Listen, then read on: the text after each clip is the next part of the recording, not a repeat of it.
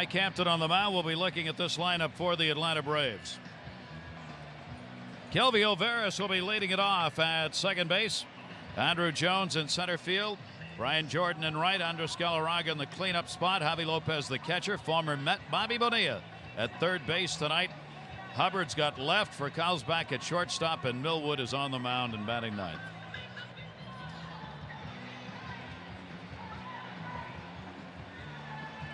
And take a look at the Tri-State 4 defense behind Mike Hampton tonight. In the outfield, Benny Agbayani, Jay Payton in center, and Derek Bell in right. Around the infield, Robin Ventura, Melvin Moore at shortstop, Edgardo Alfonso at second, Todd Zeile at first, and Mike Piazza behind home plate. And on the mound, Mike Hampton looking for his 8th win. He has a 4-6 record against the Atlanta Braves in his major league career. Overall, he's 177 and lost 48. And last year, a superb year, 22 wins, 4 losses with the Houston Astros. And red hot of late for the Mets, who look to get back to a 2-game deficit tonight behind the Atlanta Braves. If they can pick up a victory here in the second game of this 4-game set, we'll have another near sellout crowd, if not a sellout, on hand tonight at Shea, as folks are seated all the way up in the upper deck to the very back row, with a lot of fans still coming to the ballpark. Happy 4th of July weekend, and keep it a safe one, won't you? Those folks did take the 7 train. No, he didn't. Umpire and crew tonight, Gary Cederstrom will have the plate. Bruce Fleming, the crew chief, at first. Dale Scott and Marvin Hudson, the umpire and crew for tonight's game. We are ready to go. Hampton, and the delivery is a strike on the inside corner. Kelvio Veras. Veras had a 1-for-4 in the ball game last night. Brings speed and a legitimate leadoff batter to Atlanta this year. And he's got a base hit into right field. Kelvio Veras is on with a single. He's hitting almost 500 against Mike Hampton now in his career. So a leadoff single for Veras, and that creates problems immediately. He was thrown out last night by Mike Piazza, but he has led the National League in stolen bases. Had 56 his first year in ball in 1995 with Florida. At one time a Mets farmhand. He was traded by the Mets for Carl Everett. And he can fly. Zeile at first, moving off the bag, will come back on the throw. So Hampton is going to be concerned with Andruw Jones in the number 2 hole in this lineup. Another guy who's well over that 300 mark, 7-game hit streak. See how he's looking, playing touch with him here. This is like basketball, playing off the center. And at the center field, an atom ball though, and Payton's got it, and Jones is retired, 1 away. So Payton just a couple of steps towards left field on that one, to his right, and ball stayed up shoulder high. One of the keys to beating the Atlanta Braves is keeping the top of that lineup off, keeping Veras off the base. When you've got a lineup that follows in the 2-3-4-5 area, but very much like the New York Mets, very potent in the middle of that lineup, even with Chipper Jones out of the lineup tonight. 1 down, and a hard base hit into left field. Got a round on that one, and Brian Jordan's on. He's a .350 hitter off Hampton. And the Atlanta Braves kick it off with 2 singles, first and second now, with 1 away off Hampton. Well, you've heard me talk so many times about getting ahead of the hitter and throwing first pitch strikes. Mike Hampton got the first pitch strike to Veras, and then he got a base hit. Jones first pitch line drive to center field, and now Brian Jordan first pitch base hit to left field.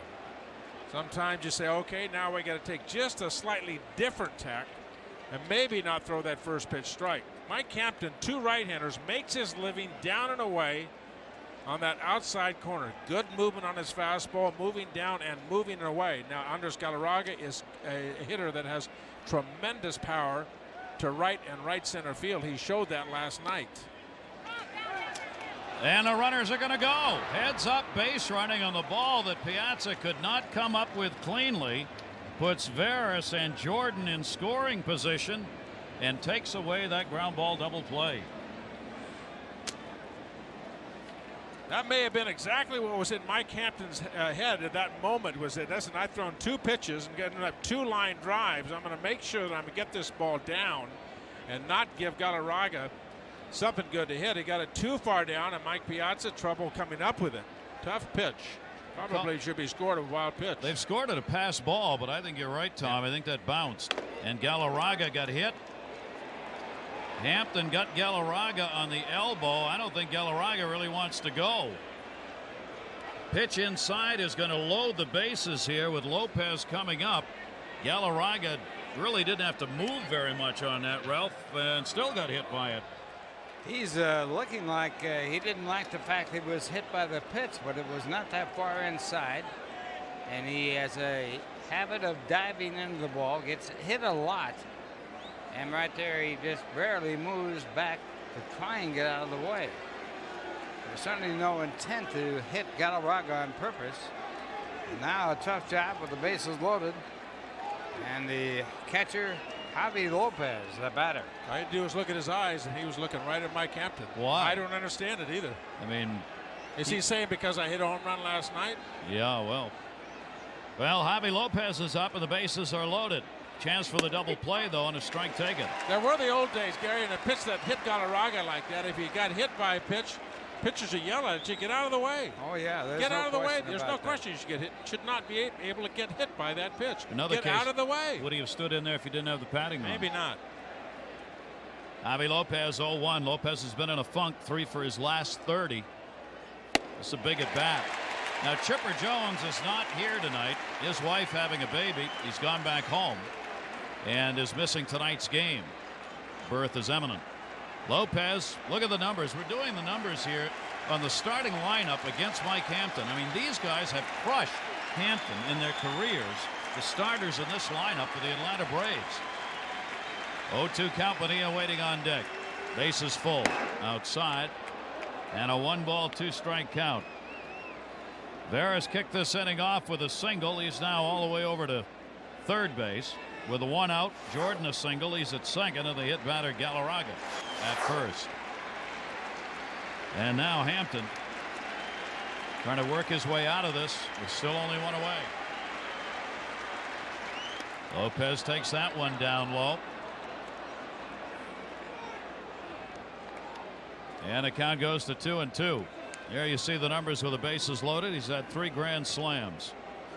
The starting lineup, if you take Millwood out of it and figure their whole combined average against Hampton, 366 batting average for the Atlanta lineup against Mike Hampton. 2-2 delivery. Way up high, and the count is full. 3 balls and 2 strikes. Tom, that's the one he wanted to get him on. That was a big pitch right there, Tom. You don't want to go to 3-2. Yeah, I don't believe that you're going to start the runners in this situation. You'd like to stay out of the double play with a runner on third base. Maybe you do. I would say no. The only no. manager I've ever seen do that is Don Zimmer. 3-2. Bases loaded, and he walked in a run. Lopez will be credited with the RBI as Kelby Veras crosses the plate.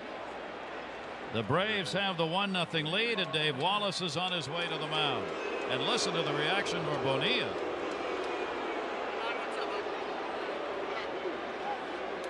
Thought Rocker wasn't like here at Shea. Well, it's been an ongoing love affair for a long time for Bobby Bowe and the local fans. This goes back years. So he has lost, Tom, about 40 pounds at least. He looks terrific. And ironically, this is the last year of his contract that is being paid for by the New York Mets. Most of the contract is being paid by the Mets. How's that for a big pain, huh? Ooh, does that hurt if he gets a hit? 1 strike, 1 out rather, and a first pitch foul ball. Would you say there's a little something when you're paying somebody and they're playing against you? Oh, man. How about that? Bonilla's had quite a comeback here this season. 290 with runners in scoring position. You see 99 with the Mets. He had that 151 average. He's hitting 279 this year.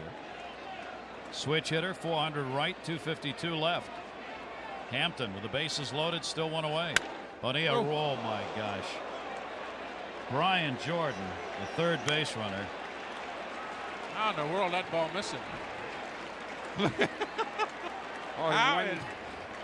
When you lead off at third base, you lead off in foul territory so that if you are hit by the ball, you're not out. If you were in fair territory, he would be out.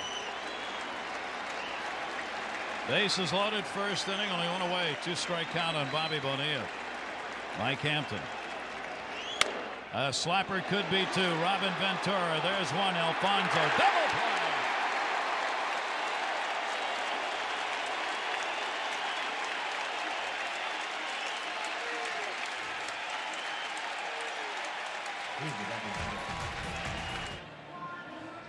Take a look at the Delta starting lineup for Bobby Valentine's New York Mets.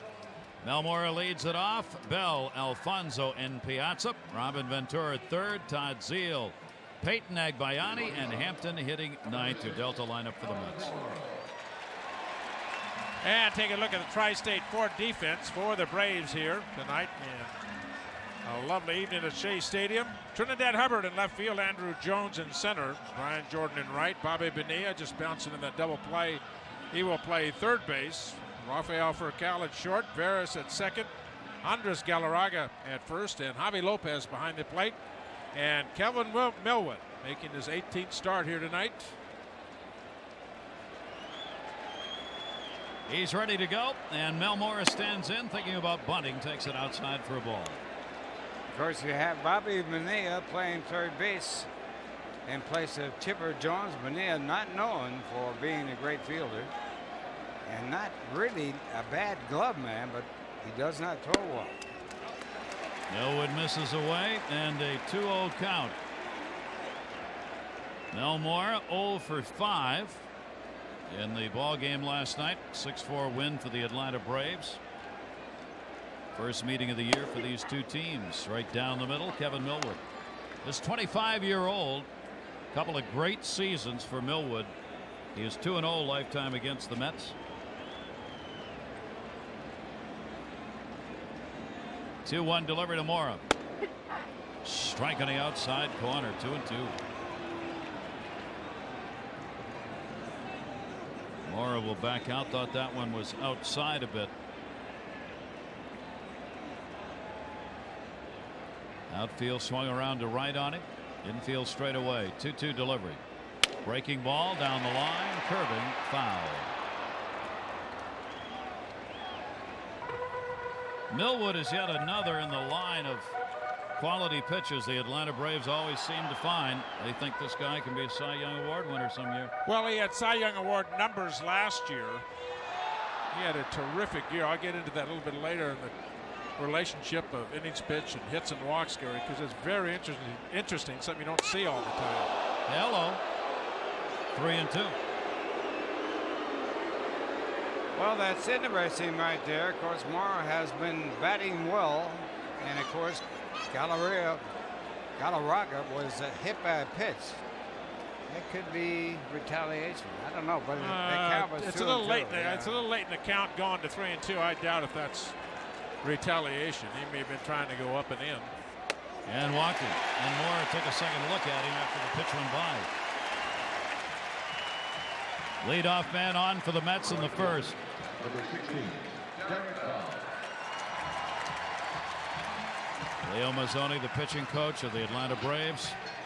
Any pitching coach will have his head down when the leadoff man of any inning walks. Either saying a prayer or cursing, one of the two. Yeah, a little of each. Bobby Cox with the signs for Javi Lopez, the catcher. Derek Bell with a 10-game hit streak going. One of the many Mets has had a fine month of June. Bell has gone .412 for an average during this 10-game hit streak. He has also scored at least one run in the last 9 games. Consecutive games. Ties a mark set by Mackey Sasser, Bernard Gilkey, and John Olerud, a Mets record. Bell takes the fastball on the inside corner. You're talking about Kevin Millwood. He's won 35 games in the last couple of years. And last year, an earned run average under 3, actually 2.68. A great innings pitch and walk ratio. His hits and walks were underneath his innings pitch, which you do not see very often. I've talked about it before. Probably the best I had ever seen. It's either Sandy Koufax or Bob Gibson. Millwood up high on that one. Last year he pitched 227 innings. He gave up 168 hits and 59 walks. And he pitched 228 innings, and those two numbers add up to 227. I put it in perspective. Greg Maddux last year pitched 219 innings, gave up 258 base on balls, and walked 37. So he was plus 74. Maddux 58 hits. He gets up a lot of hits. Yeah. But amazingly, Millwood last year was underneath. When you add hits and walks underneath innings pitch, you don't see it very often, and his numbers indicated it. They have not been that way so far this year. Moore with the lead at first. Bell takes it up high. 2-1 strike count. I talked to Leo Mazzoni. You're talking about him, Gary, the pitching coach for the Atlanta Braves. I said, what's the difference? Why different numbers this year than last year? I mean, this guy potentially had Cy Young Award numbers last year. He said, well, he's trying to do more than he should be doing and trying to improve on last year. And it probably started when John Smoltz got hurt for the Atlanta Braves and went on the DL for the entire season. Mora goes. Fouled off by Bell, 2-2. So he felt maybe he had to do more than he was doing last year. Another thing that you can fall in, there's Leo Mazzoni, the pitching coach for the Braves. Another thing you can do when you're a power pitcher the way Millwood is, and he's got a great curveball. You sit there and watch Greg Maddux and Tom Glavine pitch and say you got to pitch like those two guys. You better not. Don't be looking at them. Look at them for something that you can do later, 10 years from now. This guy is a true power pitcher, and Mazzoni is trying to get him to remember how he pitched last year. Great fastball and an outstanding curveball. Bell ready with a 2-2 at the plate and towards second base. Furcal, they got him. Ferris, Furcal to Galarraga, and Bell hits into a double play, and that'll take care of the base runners. 2 down. 8th time Derek Bell has grounded into a double play this year. Fastball on the inner half, and Derek Bell was late on it. Boy, that's like infield practice right there. The 66 double play that the Braves have turned on the infield.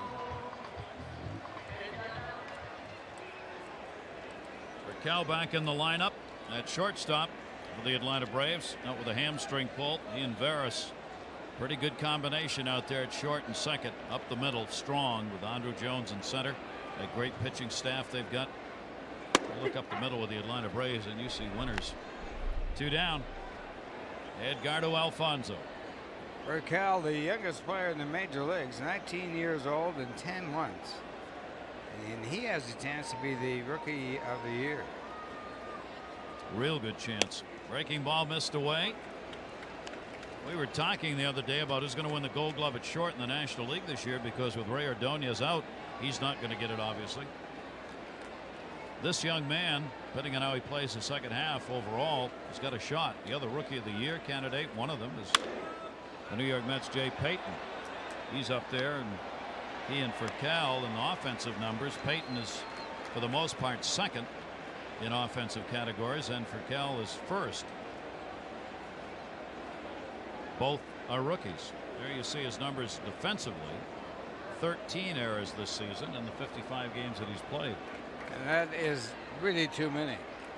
Edgar Renteria and Barry Larkin seemed, I talked to a couple of players, you asked who's going to win the Gold Glove this year. They're the 2 names in the National League. Isn't this somewhat ironic?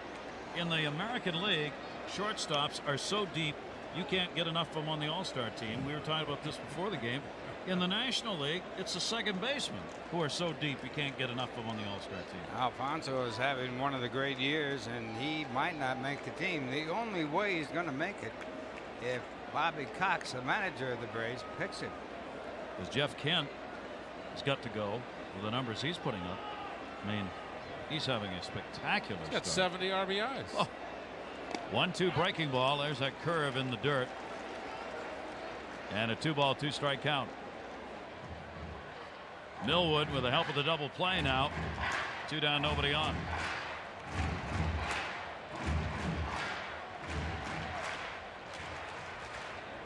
Off Millwood. Not very good numbers for Edgardo Alfonzo. 2 balls, 2 strikes, 2 away. And up high with that, the 3-ball, 2-strike count. That's that high fastball that he gets, and he can ride it every once in a while. He can get some elevation on it.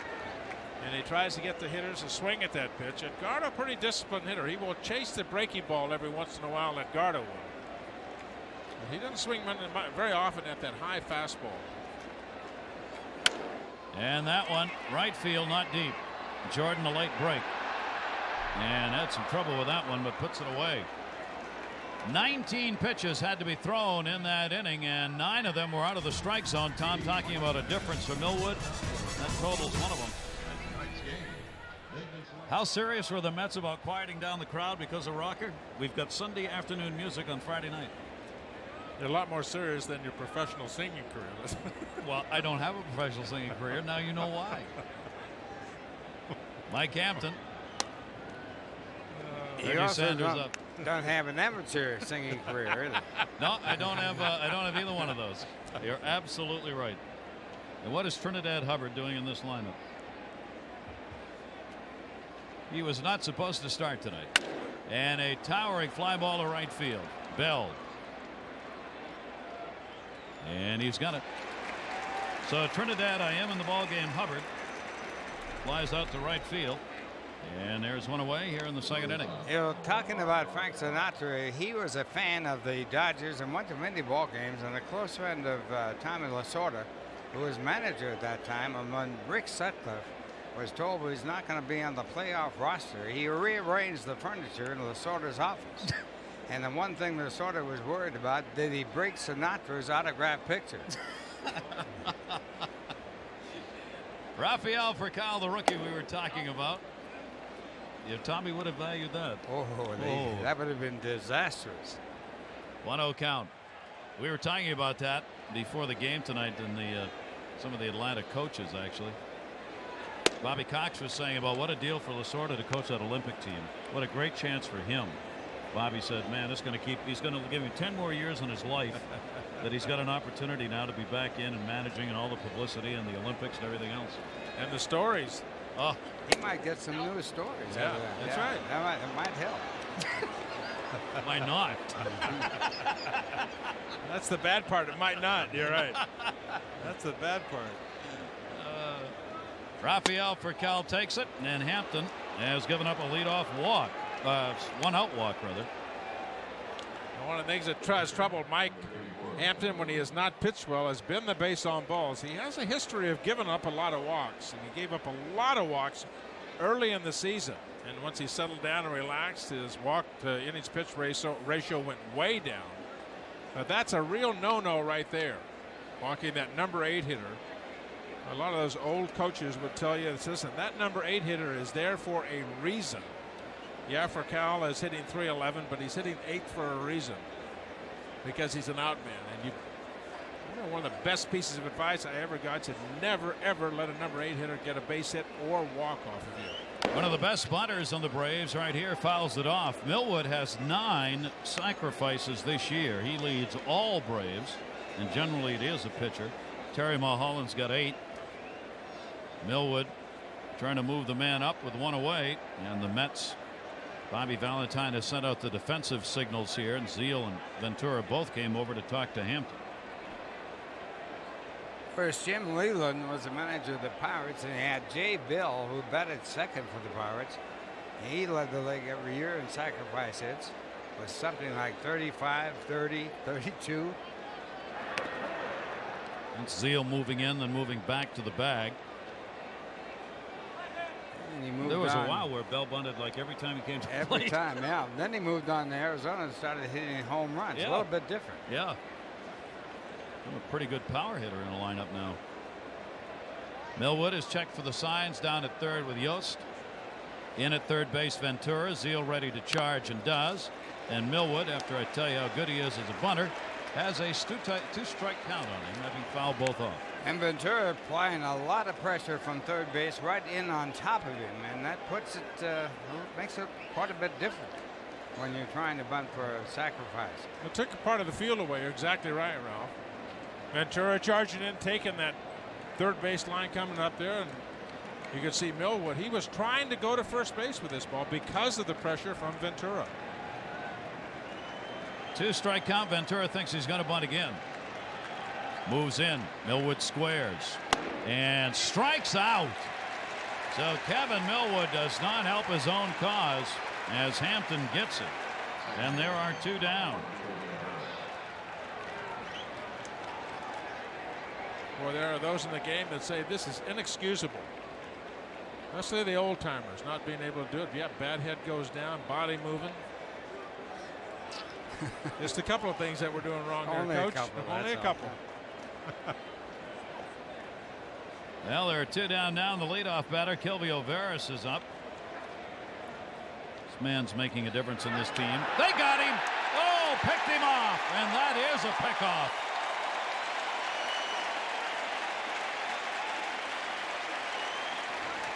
Burkell, the rookie, gets picked off by Mike Hampton by a mile. Leaning the other way.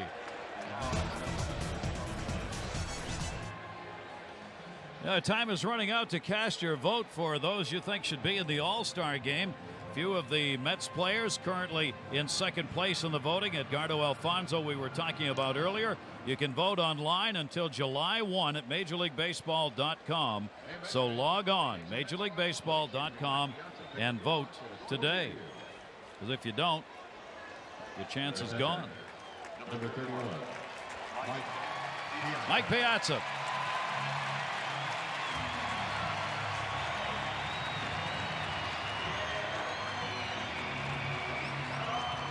A 17-game hit streak in which he's hit .377, 7 home runs, and 27 RBIs in those 17 games. And he's had at least 1 RBI in the last 12. Piazza is going to the All-Star game. And a strike on the outside corner from Millwood.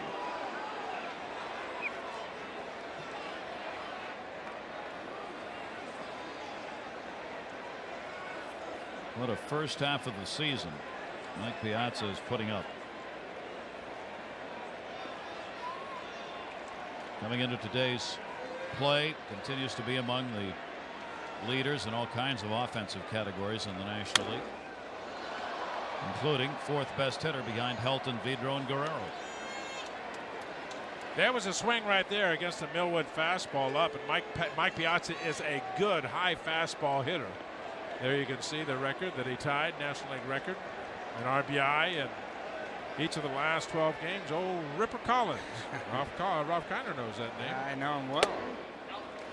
He was my manager at Albany in 1942. Switch hitting first baseman, held the record for the most home runs by a switch hitter in the National League for 38 until Howard Johnson broke it, and later on broken by a Met player. 1 ball. 1-2 count of Piazza. Breaking ball off the end of the bat. Andrew Jones.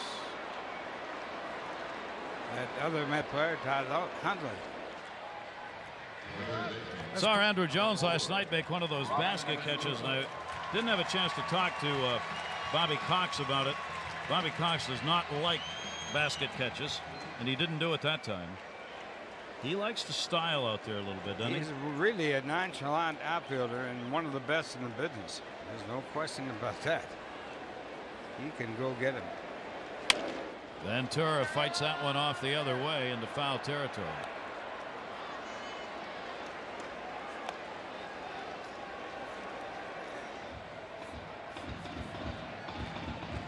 .16 homers, 51 RBIs for Robin Ventura on the year. 2 for 6 against Millwood. Third baseman who missed a couple of games for the Mets with that bad throwing shoulder, which he says is now just about 100%. 0-1 delivery. And a 1-1 count on it. Left-handers hit Millwood by the book. Better than right-handers. 283. Right-handers 257. He's given up 14 home runs, 7 each way. Outside for a ball, 2-1 to Ventura. Couldn't touch Millwood last year, what Tom was talking about. They hit 202 off him. That was the best number in the National League for opponent's average. And he misses outside again, 3-1. That's where he'll get in trouble every once in a while. He gets lazy with his front side, and when he misses up and away to those left-handers, he's just not getting through the ball. He has a real slow pace from North Carolina, kind of a slow demeanor about him. 3-1 delivery. And he walked it. Both of these pitchers have given the opposition an open door here in the first 2 innings, and at this point neither team's been able to take advantage of it. Second walk given up by Millwood. It looks like he just collapses in his left side, and his right side can't catch up as he's throwing the ball. When I talk about demeanor, you always think about Bob Gibson and how aggressive he was. Now watch his left side. Is he aggressive with it? Not too bad. Ball just ran away. You get real lazy with that front side, start missing up and away and farther away from those left-handed hitters. I tell you what, you don't have to run up on it. He's got pretty good heater. They're measuring into the 90s on his fastball here. 94, 95. Todd Zeile with a runner at first base and 1 out.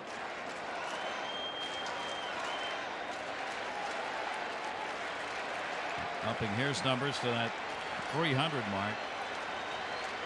Mets in this homestand, the hitters have had their way pretty much. Todd Zeile not had a home run in this homestand yet. 4 RBIs. One of the things that has really helped the Mets of late has been the fact that the 6th, 7th, and 8th batters have really started to hit, hitting well over 300 with 3 home runs in the last 7 games. Breaking ball missed away. 2-ball, 1 strike count. Millwood continues to throw a lot of pitches, working behind the hitters. Zeile's going to make him wait a bit as he looks down to Cookie Rojas for the signs. One thing about Millwood, he might have the record for the slowest pitcher from the dugout to the mound. It takes him forever to walk out there, like he's going to the gas chamber. He feels that way, he's in deep trouble. It does. It took him forever. Ralph and I are both watching him in between innings, and it was like a 3-hour special for him to get. Like a little kid that is going to see his dad in the woodshed. Boy, he didn't want to go there. You talk about body language. I'm not in a real big hurry to get out here. And that's all part of it. That's all part of that salesmanship everybody talks about. You talk about those aggressive pitchers that want to get on that mound. Make you impatient. 2-2 delivery. Breaking ball. Waited on it. Double clutch. Center field. Jones. And there are 2 down. He just got away with that one. Yeah, it was a double clutch, but Todd Zeile kept his hands back and was just a fraction out in front. It looked like the ball stayed up. Good curveball. He's got a good top to bottom curveball. A little roller right about mid-thigh. Well, just missed that ball.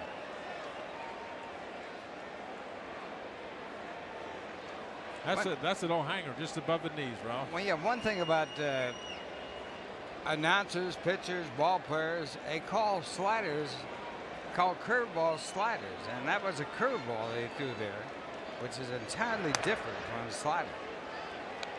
It's a bigger break, slower, and that was a top to bottom kind of curveball. It was a roller, though, however, not a hanger.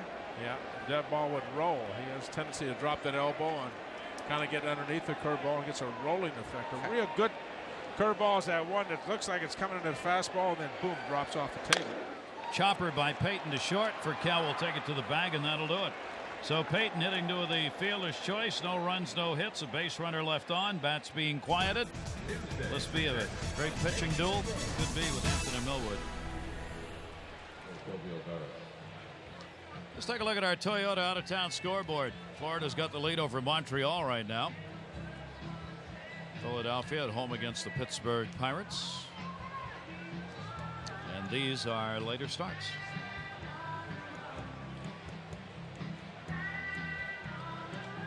Cincinnati St. Louis splitting their 4-game set, so the Reds didn't get anything out of that. What a beautiful night here in New York. Mercy.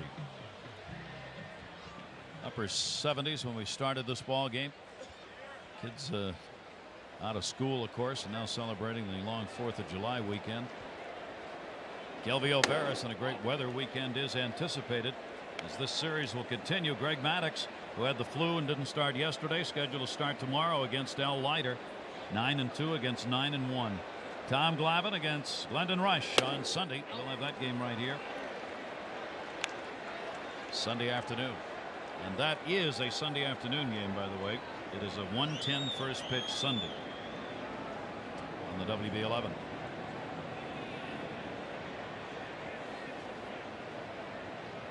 Two-0 delivery. And Kelvio Veras leans under that one, and a 3-0 count on the leadoff batter. Well, taking it all the way, and you know, with 2-0 leading off the inning, nobody out. He's going to take that pitch. Mike Hampton. You don't like to see what Mike Hampton is getting behind his hitters and have control problems. Both of these pitchers are doing it the hard way at the start of this game. Having to throw a lot. 3-1 delivery. Well, you know, big series, Gary, 4-game series. A couple of games in the loss column is all that keeps them apart. 50,000 people in the ballpark. All the John Rockner fluff going around. I mean, this is more press than anybody would ever need. Fouled off, 3-2 still. One of the things about Hampton, his philosophy of pitching is don't give in to the hitter. And that way you do walk more batters than you normally would, but you don't throw those fastballs down the middle that way. Well, you don't. There's two points to that, Ralph. Exactly what you're talking about. Fastball's not down in the middle, but 3 of those pitches that he threw weren't even close. Yeah, but no chance. With him, you don't worry about that. Mora, high hop. That one, I think, hit the cut of the grass. Mel Mora was ready to play it, and it took a high hop on him, and he could not get to it. And the leadoff man is on. Well, a bad bounce, and it cost the Mets an out right here as Mora had to go up and try and glove it. He knew he had to hurry, though. Veras very fast down the line. And we'll see how it's scored.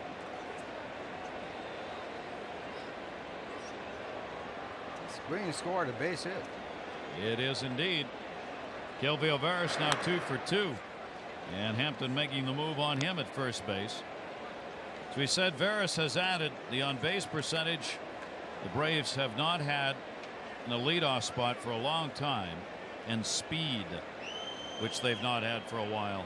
He is behind 3 others in the stolen base leader department in the National League. Thomas Goodwin leads it with 35, Castillo and Eric Young, and then Veras.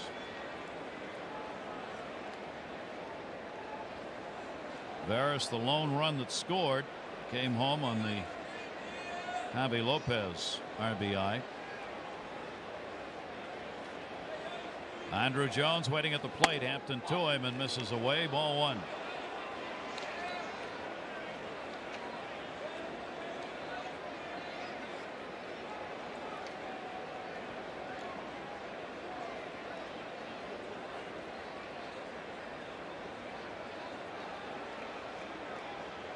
Veras not a big lead at all, and Hampton misses outside again. A 2-0 count on Andrew Jones. You wonder what Bobby Cox might do in this situation. Yeah, nobody out, speed on first, but you got Jones, Jordan, Galarraga coming up. You don't want to lose base runners. Take the chance of hitting the double play. But hard ground ball, base hit. Mora's not going to get that one. Single into left field. And Andrew Jones is on. He's got an 8-game hit streak now with that base hit. And again, Atlanta threatens with runners on at first and second base. Well, they couldn't script it any better. A couple of base hits, 2 on, nobody out. Who do you have coming up? Jordan and Galarraga after that. One of the reasons why you don't run when you've got that kind of thunder coming up in the middle of that lineup. You play a little bit more conservatively because you get guys can really pop the ball out of the ballpark. Brian Jordan, one of those, stands in. He's the leading National League hitter against left-handers. batting .444 off southpaws. Nobody better against lefties than the man hitting third tonight for Atlanta. And Jordan takes that pitch outside, ball one.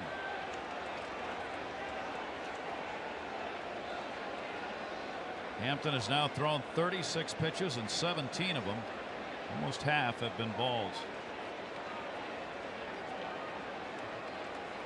1-0 count on Jordan. Look at second base. Look out. Check swing. Alfonso was standing on second base when Hampton delivered that pitch. Yeah, that's the pitcher's fault right there. Alfonso was covering for a pickoff attempt at second base, and the hole was wide open at second. Now maybe he did it on purpose though, Ralph. That's the other thing. You know that the hitter's not going to be able to hit the ball over there because you know you're going way inside. And I think that the hitter swung at that pitch because he saw the second baseman moving. Now that does happen. You say yes, well, the infielder was out of position, but if you know you're going in real tight to that right-hander, he's not going to be able to hit the ball to the right side. You better not make a mistake. Yes, that's the point. You make a mistake, you look like a fool. But if you know he's not going to be able to hit it over there. Jordan with a 2-1 strike count. This time to center field. Peyton. Wind is blowing a bit towards right. Throw to third will hold the runner. Jordan is retired. Always a big out. One down. Dave Peyton continuing to solidify his spot in center field, especially with a defensive play and the hot bat. He's had it all going. He had that tough ball last night off of Galarraga. I think he knew he had nobody to throw out at third base here, but you want to show that opposition that, hey, I can throw, and that may hold runners later in the game. That's why he's doing that. and he had that arm operation that kept him from being able to play and throw. His arm is back. Now Andres Galarraga, dangerous spot, hit by a pitch his first time up. Runners at first and second and one away. And a chopper foul outside of third. Last night. Big drive to right center field, the ball away, and that's a one pitch you don't want to throw Galarraga. The ball away, and he was hit his first time up and a pitch inside. Galarraga, a very outstanding hitter, has had two different careers. One with Montreal, and then he went to a funk and finally revived the career at Colorado. And the credit goes to Don Baylor, his hitting coach at St. Louis. And he got him back to where he could hit again, and then got him over in Colorado, and now playing with the Atlanta Braves. Another great trade by Atlanta, picking up Galarraga to play first base. They have made some wonderful moves over the last 10 years. They had no idea whether Galarraga would be all right this year or not. Neither really did he. But he's more than all right. Non-Hodgkin's lymphoma in the back kept him out last year, and it was serious, and he was scared. He came through that medical part of it and has come through all the rest of it as well, and now is playing as well as he's ever played. 15th year. He's 38 years old. In fact, he's 39 now. He turned 39 this month. 2-1 delivery to him. Galarraga takes the pitch inside, 3-1. Galarraga became the first man to lead a league in strikeouts and also lead the league in hits. First man to ever do that. He's a strikeout guy. He does strike out a lot. Boy, Hampton, on Veras he was 3-0. Jones he was 2-0. Jordan 2-1, and Galarraga 3-1. He's been behind every hitter this inning. And this is a dangerous man to be behind. Lopez on deck. 3-1 pitch. Oh, foul ball. Oh, They just missed that. oh, just missed it. Boy, that's a 3-1 swing right there, and he knows it too. This is picture perfect, Ralph. Just a shade in front. Got the pitch he wanted and pulled it foul. And now do they send the runners on the 3-2 pitch? Look at that reaction. Grab that bat. He knows it too. Hit the bottom half of the ball. He says, let me have that back. Let me have one more shot at that one. He has grounded into a double play 9 times this year. 2 on, 1 down. 3-2 delivery. Runners go. Swung on and foul tipped. And Piazza took that one on the body. Well, you were talking earlier, Gary, about what a phenomenal first year that Mike Piazza has had. Average home runs and RBIs. And that alluded to, well, if he can keep it up in the second half of the year, and that's the tail right there is health and how much that position is going to beat him up. You talk about a catcher just, and there's no way to escape it. He loves to catch. He's great pride in his catching. But can he, if he does get his bumps and bruises, can he hit 360 plus the rest of the year? Depends on how much it gets beat up back there. 3-2, still 1 away. Runners went last time. Veras at second, Jones at first. They're off again. Fouled again. And again off Piazza. Only 2 catchers have led the league in hitting in the National League. One was Bubbles Hargrave way back when, and Ernie Lombardi, who led the league twice in hitting. Lombardi, one of the outstanding hitters in baseball history, was the slowest runner as a regular player to first base, or any base, as a matter of fact, of anyone. All time. 3-2 delivery, third 3-2 pitch, and he walked it. 10 pitches in that at bat. And the sacks are full again. Well, there he is again. Second time he's come up in the ball game with the bases loaded. Avi Lopez picking up the RBI and a bases loaded walk his first time up. 1 away still. Chased 1 away. Has he been watching? Got ahead of him there, and that's the pitch we were talking about earlier in the ball game as we open it up. Mike Hampton makes his living down and away to those right-handed hitters. A great movement down and away on that outside corner, down about knee high.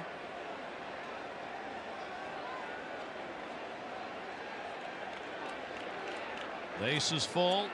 1 out. Lopez, and he's got a base hit into left field.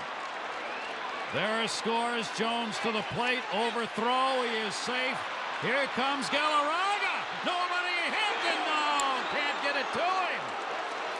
They clear the bases on a single.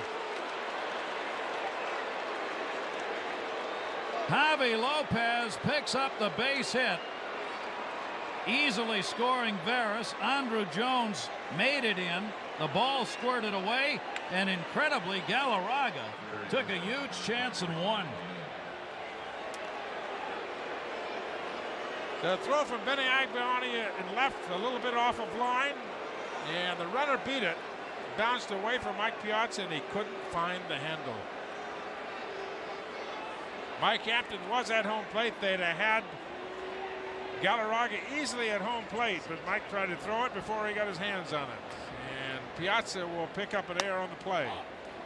2 RBIs for Javi Lopez on a single. Galarraga scores on an error that will be charged to Mike Piazza.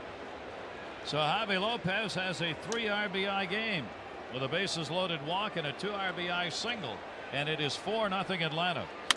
And that one towards third. Ventura holds the runner. Bobby Bonilla thrown out. He's 0 for 2, and there are 2 down. Wouldn't you know it, of all the people in the lineup who have been hitting the ball hard lately, it's been Javi Lopez, and he ends up 3 RBIs in weird fashion. Bonilla hit into a double play at the end of the first inning. Now grinds out. And then this play at the plate, the ball gets away. Piazza trying to get to it. Can't find the handle. And the unearned run scores. We've talked about it before. Generally in other situations on balls at the plate with runners on base, if you make that initial move to go immediately, you got a real chance. It's the hesitation usually that will result in an out. Galarraga forced the issue by not hesitating. And he's 39 years old. And Ned Yost down there, he's yelling to go, go, go, go, go. And Galarraga is a little bit in the Lombardi class, too, Lombardi. As far as speed, we're talking You also don't want any collisions with unders, go the right, especially if you're the pitcher covering the plate. You don't want him mad at you either.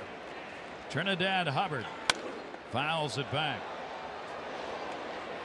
2 strike count, so 3 runs in here in the 3rd inning. The Atlanta Braves have jumped out to a 4-0 lead. The Braves continue to be the nemesis of the Mets.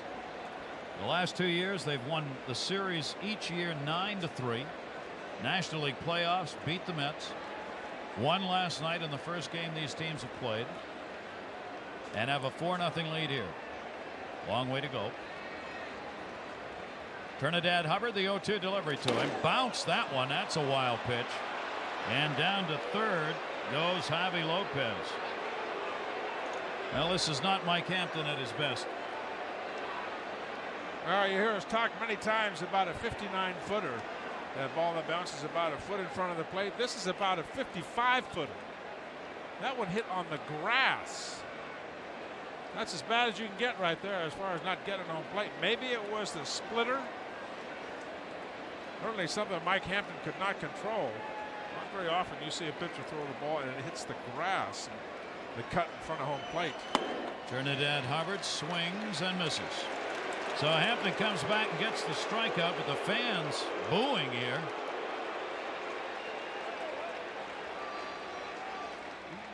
Three runs in. One big costly error. 4-0 Braves. With Ralph Kiner and Tom Seaver, I'm Gary Thorne. Thanks for joining us, everybody, here at Shea on Friday. Let's take a look at the Toyota out-of-town scoreboard. Tampa Bay has tied the Yankees. Toronto, Baltimore. Baltimore, wow, what a struggle, huh? Cleveland the same. They're playing at home. Big matchup there. Are those two playoff teams? Other games later starts. The way it's going in the American League, if it were to go that way all year long, there'd be two teams from that Western Division. Here's your man, Ralph and Tom, on his way to the mound. Now here he goes in that speedy move to the mound, and this is not slow motion. Is he going to get there? There he goes. There he goes. That's it. I'll tell you one thing. You got to give him. He is consistent. That's the way he's been coming out every inning. Oh boy, those Southern boys, they're not going to pick up their pace. Nice and easy does it every time. And now, after that strenuous effort, Kevin Millward dusts and cleans and actually threw the ball. 1-1 to Agbayani. And the breaking ball is in there for strike 1 and 2. That's a nasty pitch right there. That's a lock your knee pitch right there. Outstanding breaking ball from Millwood. He has a great fastball and a great curveball. And Leo, as we talked about, Leo Mazzoni trying to get him to pitch just that way. That's good curveball right there, Ralph. That was a good one. That was a straight downer. Yeah, for a ball, but that was a good pitch. And there is the original bobbin head doll right there, Malzone. That's a good breaking ball right there. I'd like to borrow that. Mazzoni or the ball? That curveball, that was a good one. Oh. That was a darn good one. Good bobbin head look there, though. Now let's get off. 2-ball, 2-strike count. Benny Agbayani. And the fastball is a chopper for Cal. It's short. Oh, what an arm. Ooh. Oh, my. Hello. I thought maybe it was only me that he was getting the attention there. Got you, too, didn't it? Sean Dunston. Look at this. He has a gun right there. And he was laughing after looking at Kilby Veras, who was giving him the what for at second base. I mean, he did have to hurry a little, but. Hey, 50,000 people in the stands. Rookie. Been out just off the DL. Here's Mike Hampton, the league's best hitting pitcher. What's the old saying? Remember my name? He'll give you something to remember. That's a pretty good arm. Pretty good calling card right there. 19 years old. You remember 19. Foul back. 0-2 count on Hampton. Mr. Seaver. Now, you were in the Marine Corps. that's just, you know what I was just going to say. It's probably in the Marine Corps. Probably out here. thinking about how to clean that rifle and shine them boots, you know. That's why he led such an exemplary life. Ain't that the truth? And an off-speed pitch on an 0-2 count. Jones. We're waiting for that first basket catch in center. He hasn't made it. Our guess is Cox had a word with him. He's had 1, 2, 3 fly balls. He's had the glove up on all of them. 2 more runs, we may get one. Yeah. Yep. If the Braves were to get up 6-0, he might sneak one in. All the people, of course, remember Willie Mays, who made basket catches and did it well. But he was not the first. There was a guy that played shortstop named Rabbit and Ranville, who did the basket catch way back in the 20s. Look at this. Look, he's into it. Come on, dance with us. He can speak 4 languages and can hit in every one. And clearly is uptight about this ball game. Melvin Mora, 2 down, nobody on. Mora drew a walk his first time up. 1 of 2 surrendered by Millwood. Millwood has not struck anybody out yet. That's another difference. Not that it's better or worse, but Millwood had some Ks that he piled up last year. Over 200. Swung on and missed, and a 1-ball, 1-strike count. 2 down, bases empty. Millwood coming off a no decision against Milwaukee. Beat Chicago in the game before that. He gives you innings. 2-0 against the Mets lifetime. Up high, 2-ball, 1-strike count.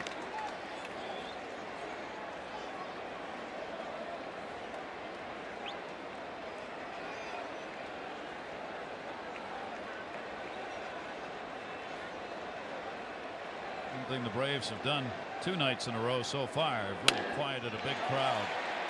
And that will be caught or trapped. Somebody give me a sign. He got it. Mel Mora, and a fine play made by Trinidad Hubbard. He hauled it in and held on to it. Hubbard in left. 1-2-3 inning for Millwood.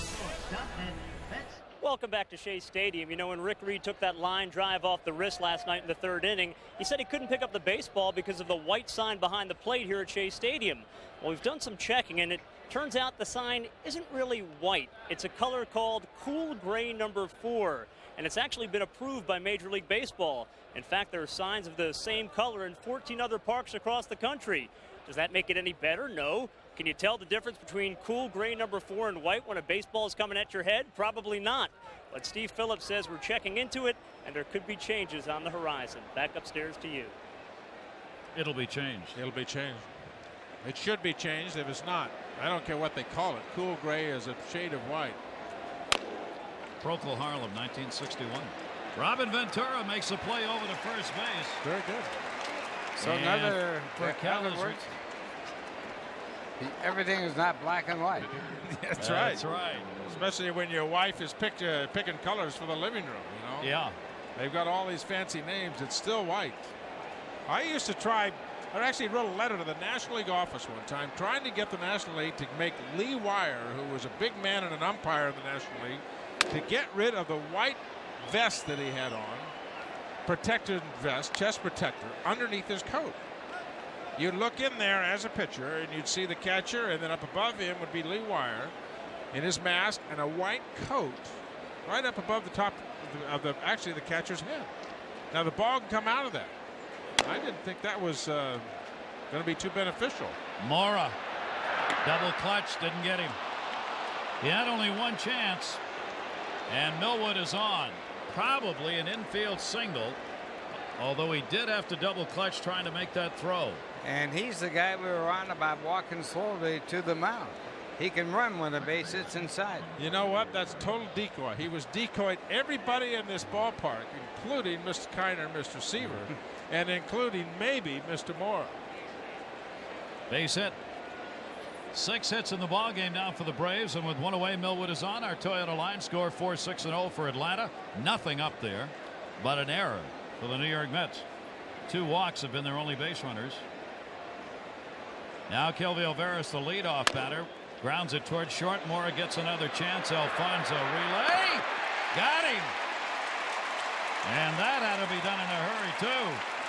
No runs, a base hit, and nobody left on. The Braves and Mets from Shea Stadium in the second of 4 games. And the Atlanta Braves on top in this one, 4-0. Kevin Millwood has just made his way to the mound after being on the bases. Took a little extra time.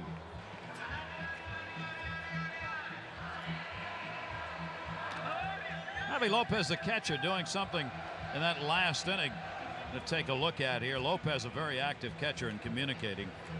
This is when Melvin Mora was up. Watch his right shoulder.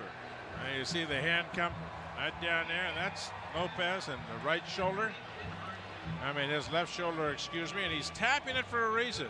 And the only thing I can think that we talked about a little bit earlier in the broadcast that Kevin Millwood, if he has trouble, it's getting lazy with his left side, his front side.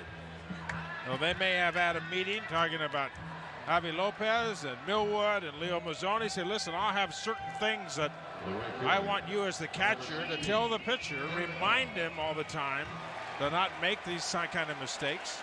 And you may just have hand signs, and Lopez may look out at Millwood, tap that left shoulder, say it's a reminder, don't get lazy with that left side. And they may have a different sign, Gary, for every pitcher on the ball club, but his pitching coach might want to remind that each individual pitcher of it, whatever the problem might be, to keep it from arising. So the catchers for the Atlanta Braves bear a big responsibility with the pitching staff. Bobby Cox, Leo Mazzoni believe in their catches. That one hit by Bell, center field. Jones back, not going to get this one. All the way to the wall. First hit of the ball game for the Mets. A stand-up double for Bell.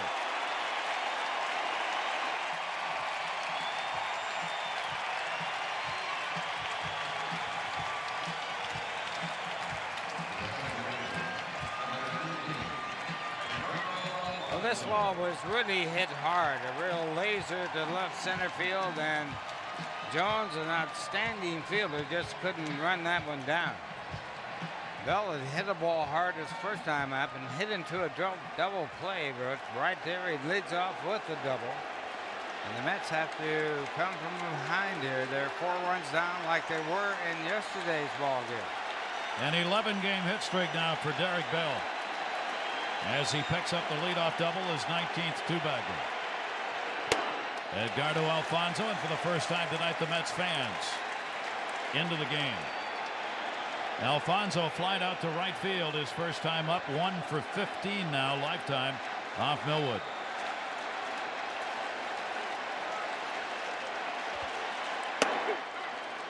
One and one.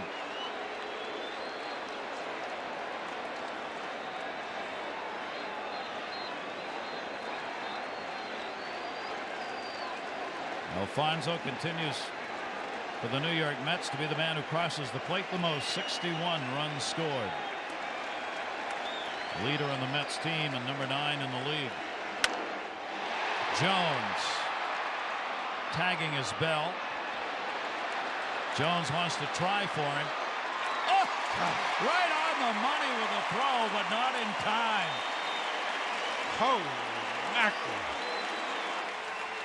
Well, you'll hear stories about Andrew Jones, and Ralph was talking about, he mentioned in that replay of the double by Derek Bell, surprised when Andrew Jones doesn't catch the ball because he is such a good center fielder, and you hear about the arm, and you don't really believe it until you see it. That was phenomenal. And why does Bell have to hustle all the way? Boom, that's why. The ball is right there. Well, he gets in perfect throwing position. Takes a double step and comes up and throws it on the fly to third. Sort of a Roberto Clemente type throw. Two-time Gold Glover, center fielder Andrew Jones. Mike Piazza, runner at third and 1 out. 4-0 Braves. Bell with that head-first slide. Two guys who enjoy the game just challenged one another. Andrew Jones almost had a smile on his face when the ball was coming down because he knew he was going to throw to third. You just see it. And Bell had a smile on his face when he got up after eating some dirt over there. You're going to play this thing, you might as well have some fun. These two do. Well, the infield is back. They're willing to give up the run to get an out. Had Piazza leaning away on a pitch that was away. You do not see Mike Piazza take too many bad swings. And that breaking ball was fooled completely. Millwood got him out front the first time that Piazza was up. He was out in front of the ball, hit the ball softly to center. Mike Piazza, one of the best fastball hitters in baseball. And that one popped up shallow center. Second base, Veras. And Bell will stay right there at third, and there is one of those big outs. 2 down now. Here you see for Derek Bell, a run scored in each of the last 9. It ties the Mets record held by Mackey Sasser, Bernard Gilkey, and John Olerud, set in those seasons. 1 run each of the last 9. He's at third right now with 2 down.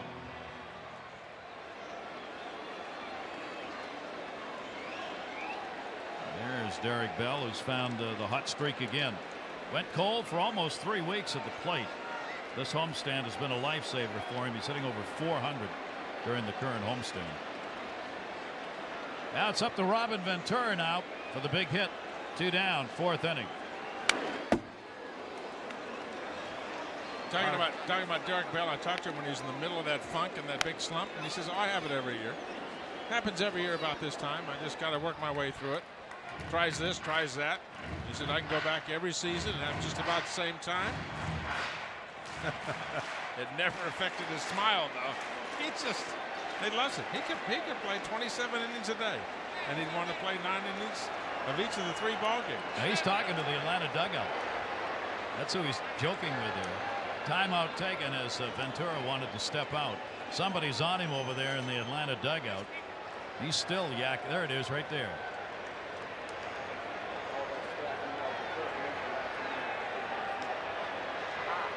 One strike count, 2 down. Ventura takes it inside and up high. You know, talking about Mackey Sasser, he had a problem throwing, sort of like Knobloch of the Yankees. He couldn't throw the ball back to the pitcher. He'd walk it back. 1-1. The Chuck Knobloch, Dale Murphy, psychological inability to do something with the baseball. Mackey had it bad, and a great guy who struggled. And there have been others. There have been some pitchers that have not been able to throw an intentional base on balls. Yeah, that's true. Guys that do it for a living. Ray Sadecki was one of them. That amazing stuff. 1-2 count, 2 down. Millwood to Ventura. I've forgotten the name of the pitcher, but Gene Mock, managing the Philadelphia Phillies, brought an infielder in to back up the catcher when they were walking the batter intentionally. And that's not allowed. Yeah. He made the infielder go back out to his position. You can't back up a catcher on an intentional walk. You can't have more than one person in foul territory. Said, nope, get that person back on the field. You can't have 2 guys on one team looking the opposite way. Well put. Well put is right. Mackey Sasser used to drive the Mets pitchers crazy because he'd have to triple clutch to try and lob the ball back to the mound. He did. It was sad. He was a pretty good left-handed hitter. He's a catcher with pretty good power, but got into that and it just ended a career. 2-ball, 2-strike count on Robin Ventura. And away, and it's 3-2. Of course, they had Steve Sachs who played for the Dodgers. He couldn't throw the ball like Knobloch. And Pedro Guerrero was playing third base, and they said, what do you think about a third? He said, I pray they don't hit the ball to me. And they said, what else? He said, I also pray they don't hit it to Steve Sachs. 3-2, and he went after one inside. The first strikeout for Millwood in the game. And Bell is left stranded at third base. No runs, 1 hit. Strike 3. Boy, what a magnificent evening here to take a look at that sun setting in New York City. Beautiful sky. Thanks for joining us, everybody. Let's take a look at our trivia question as well. Brought to you by Dodge. Mike Piazza has 29 RBI Or if you're a traditionalist and wrong, 29 RBIs, which I am, in June. What is the Mets record for RBIs in 1 month? It, of course, is runs batted in, so correctly it's supposed to be RBI. I've never bought that. I don't buy that. I don't either. It doesn't sound right. It's not to a ball I know player, it's right. That's right. But it doesn't sound Well, right. I mean, technically, yeah. Andrew Jones. And fouls that one off for a strike. There's also the other expression in baseball, you hear it all the time, which is grammatically incorrect. I hit the ball good. Should say I hit it well. But ball players say I hit it good. Hit it good. And if they're really bad, they say I hit it real good. If they're really bad, they write announcers' letters. Jones right off the fist. Good pitch by Hampton. He'll take it over the underhand toss. Jones retired. 1 for 3 for Andrew Jones. Now 1 away. All right, let's hear it. All right, I got to pull this out of my briefcase. You ready for this? I got a letter from Salvatore Mirandino. He was a high school teacher for 30 years in English. And he says all this junk about not referring to RBIs is exactly that. It is grammatically incorrect. No. RBIs is correct, except the apostrophe has 3 uses to show possession, to indicate omission in a contraction or a date, and to form the plurals of letters, numbers, and words named as words. Thus, the third rule is applicable. All right, I like that. He dots his J's, he dots his I's, and the number of RBIs indicates the proficiency of a hitter in the 1990s. So you really have to say RBI, comma. No, not red. It's like if it's all. I like that. I like It's that. about time. So now we So have we're some. going by this rule because we like it anyway. We will. This is now the standing We rule. will subpoena him anytime there are questions raised. He'll be our official expert witness. He was the English department chairman, retired from Mount Vernon High School, and that is our rule now. And it's not ours. RBIs. It's not ours. BI. Good. So RBIs. RBIs. That's the way we said it for. 1,000 years. Yeah, for me, it was 54 years. It's going to be. 3-1 delivery, Brian Jordan. And a strike taken, 3-2. Well, Kenny Singleton went to Mount Vernon High School, I believe, and I'm sure he says RBIs. Absolutely. Because he had a good English teacher. He had Mr. Mirandino. That's who right. He had. 3-2 delivery by Hampton to right field. Bell with time and the ball. 2 down. 4-6-0 for the Braves. The Mets have had just 1 hit, committed 1 error, 1 unearned run allowed in this game. RBIs, bases loaded walk by Javi Lopez in the first inning. Lopez with a 2 RBI single in the third with the bases loaded, and the 3rd run scored on an error charged to Piazza when this man, Andres Galarraga, came around on a throw to the plate but got away from Piazza, and then he couldn't find a handle. 2 down, 1 strike count on the big cat. The Braves are short-handed in this game, and maybe for the entire series. Mike Remlinger, the bullpen man, had a MRI where they put the dye in his arm, and the dye reacted negatively, and he can't pitch today, maybe not tomorrow, day to day. So the bullpen's a little short out there. And as you see, Rocker sitting in the middle with teammates. That's right, that's MRIs apostrophe S. The 1-1 is a check swing foul ball. They also don't have Chipper Jones, who's gone home to be with his family. And there's somebody else I want to tell Greg you about. Maddux had Greg food Maddux. poisoning. He's going to pitch tomorrow. Supposed to make the start tomorrow. He's supposed to be all right. Reggie Sanders, who was supposed to start tonight in left field, has a back problem and was a late scratch. Galarraga chopper to short. Tough play. Mora. Not quite. So the cat is on. Mora has had 1 in and out day at short. I'll tell you, there's been nothing at him. It's either been a mile back or a mile in.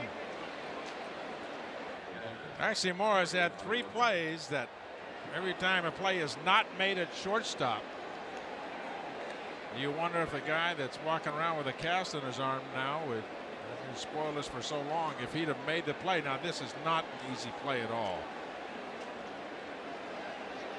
I don't think he's going to make it any better than that. And Galarraga can run. He may be big, but he's got decent speed. Pitch outside, Javi Lopez.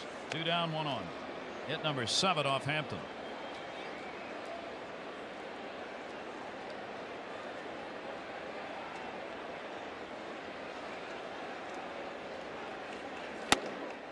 That's the pitch he's been chasing all night. 1-1. He got a big base hit to drive in 2 runs, and he also walked with the bases loaded. And that was a perfect pitch, just on the edge of that outside corner, tailing away from a right-hand batter. Lopez wants to pull it and can't get to it. 1-1. This time he does go the other way. Galarraga will stop as Bell gets it. And Lopez is on again. What a night for Javi Lopez. Bases loaded walk.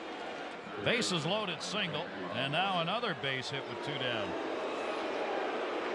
And here comes the Mets' favorite, Bobby Bonilla.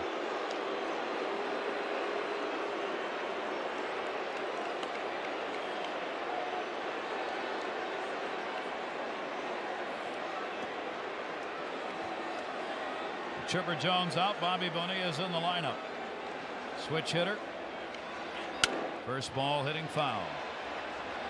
Well, Bobby says, I've hit a couple of weak ground balls to third base. I'll try to hit it to right field this time. Been way out in front of every pitch.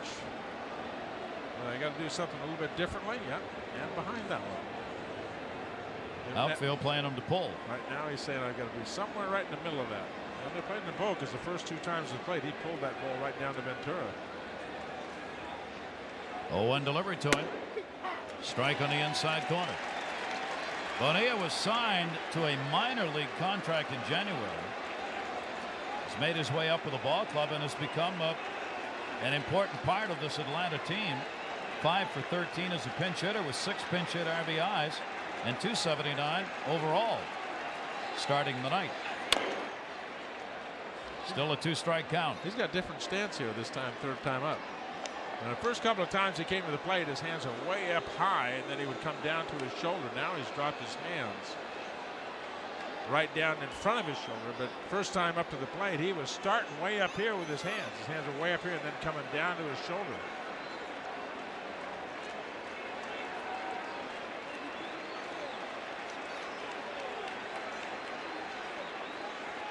Runners at first and second, 2 away.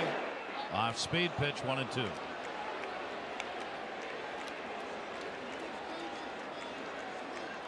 It just did not work with the Mets for Bobby Bonilla, and he really wanted to come back to New York and play in his hometown. And it all went wrong. 1-2 delivery to him. Up the middle. Moore's got a chance. And bobbled it, and everybody's safe. And for Mora, he's got to be wondering what next in this game. The error, second of the night on the Mets. Had an easy force at second base. Well, a routine play that was not played routinely. We hinted at Rey Ordonez early. How many balls tonight would Rey Ordonez have been able to turn into outs? That's certainly one of them, just misplayed by Melvin Mora. There are times that your defense makes great plays for you, and the game of baseball is teamwork. This is a situation where Mike Hampton has to kick it in the rear end and pick up his teammate Melvin Mora. Heath Lockhart pinch running at first base for Bobby Bonilla. There's Lockhart. Bases loaded, a chopper, and Hampton gets it off the bat of Trinidad Hubbard. No runs, 2 hits, an error. The bases left loaded. At 7 left on in this game by the Atlanta Braves. They continue to lead it 4-0. Back here in New York with Tom Seaver and Ralph Kiner. Gary Thorne, our Dodge trivia question. Mike Piazza, and we need your help on this, Tom. He has 29 RBIs in June. What is the Mets record for RBIs in 1 month? And the answer is 34 RBIs. Gary Carter, September 1985. It's tough having to correct your homework here. One more, 34 down there, see it? Thank you very much. The English teacher is very proud of you. I like that. A+.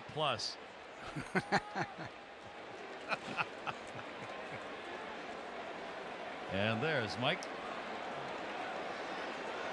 For Piazza, 0 for 2 so far.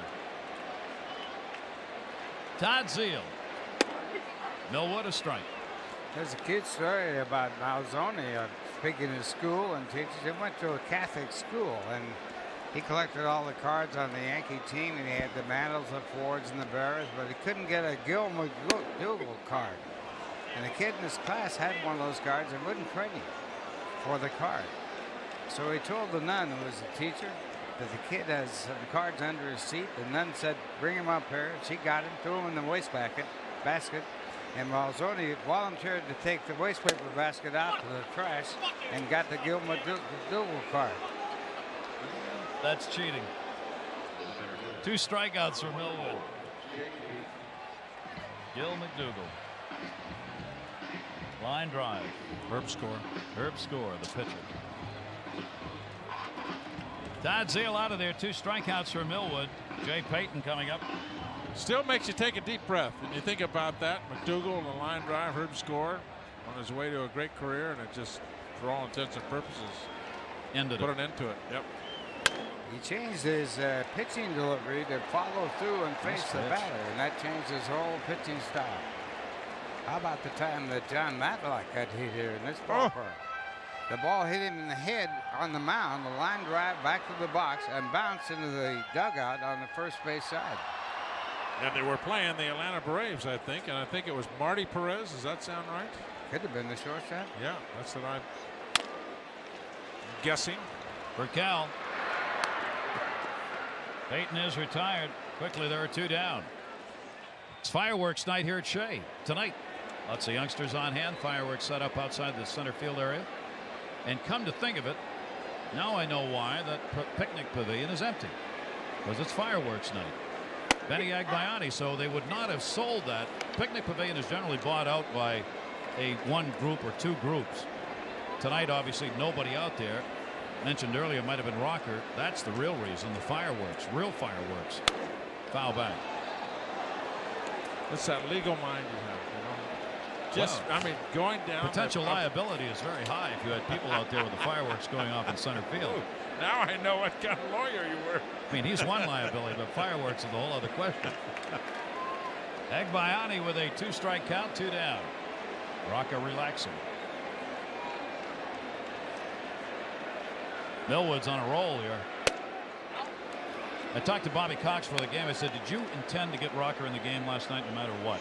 No. Said, we're going to play this along the line. But he said, I'll tell you something. I'm mighty happy that I got him into last night's game, got that over with, and obviously happy that he pitched well. He said, I'm just glad we got it over with in the first game. And got him in there to face a left-hander, too. First out of the inning, came in to face Ventura. That was a real smart move by Cox in last night's game. I thought that was really smart. You got 2 right-handers behind. First out in the inning, the most important out. Got a left-hander, you got a left-handed pitcher, Rocker. Going to be able to get an out, maybe get an easy out in the sense, get smooth, you know, make with all the stuff that was going around here at the ballpark. That was really a sharp move on his part. Yeah, but there's one thing about that no one talked about. It was a 3-2 pitch that he threw to the left-hand batter, and it was out of the strike zone for ball 4, and he swung at the ball. If he'd have walked that better, it could have changed the whole Oh, absolutely, picture. I agree. 3-2 to Agbayani. He's gone. 3 strikeouts for Millwood, who's getting tougher here as they move along. That's 6 outs in a row since Bell's leadoff double in the 4th inning, and the Braves continue to lead the Mets.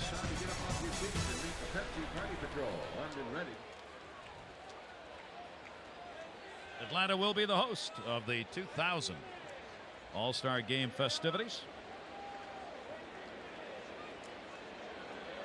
4-0 lead. With the Braves looking to take game 2 of this 4-game set. They won game 1 6-4. Cal takes the pitch down low, 0 for 1 and a walk for the rookie shortstop.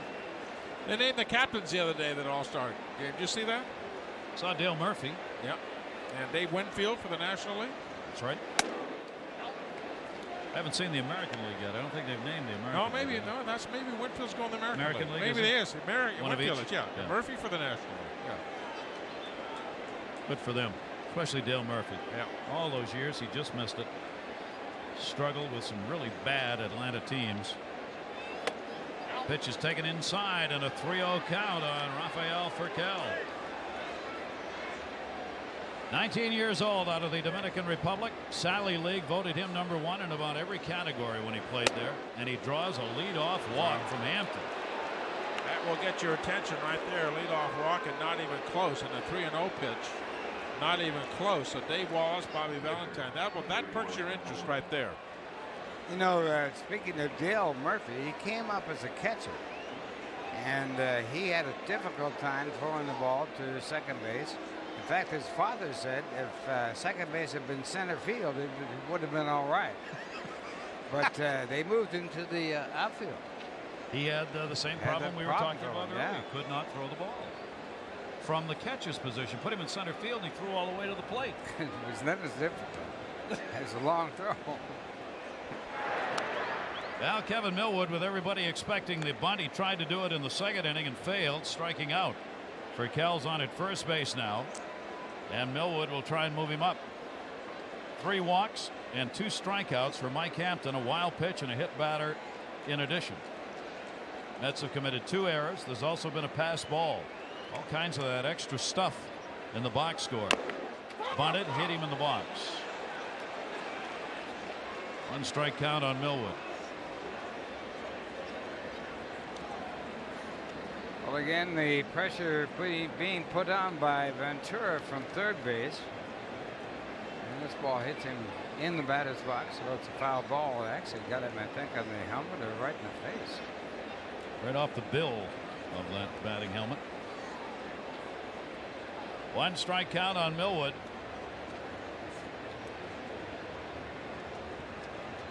Again, Ventura coming in from third base. Millwood, Butcher Boy, right to him. Thank you. Alfonso, double play.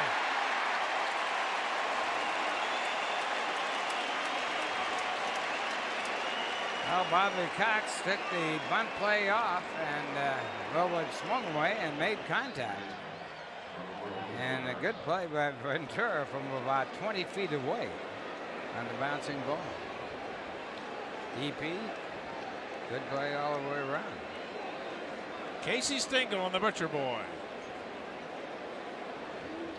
The job that Alfonso did getting back to second base to take that throw.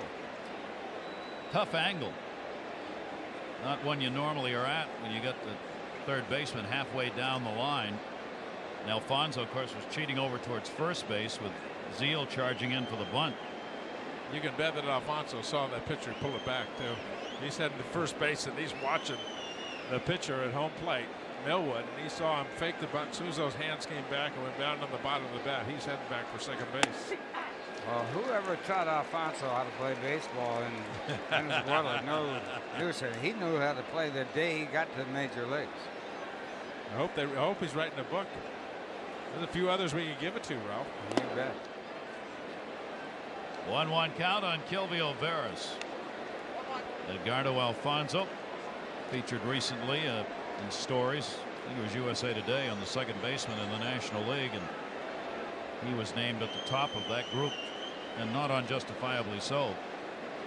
1-1 is in the dirt by Hampton, and a 2-ball 1-strike count on Veras. Kilvio Veras has raised the on-base percentage in that leadoff spot for this team. Last year, the Braves were .318 as a team in leadoff hitters. Veras at .377 in on-base percentage. Otis Nixon was the last Atlanta player to steal 20 bases. That was in '93. Kilvio Veras already has 21. 3-1 delivery, and Hampton's in with it, 3-2.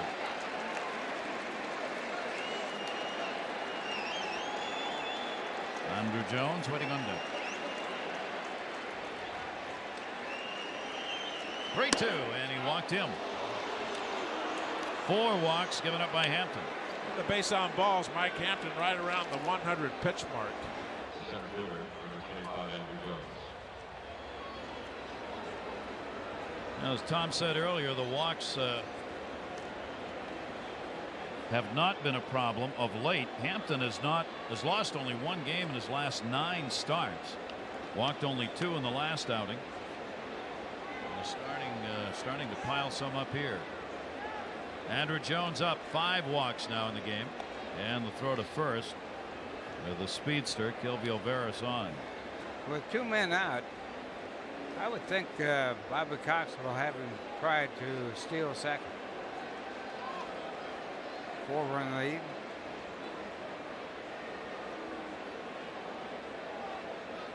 Veras edging off behind Zeal.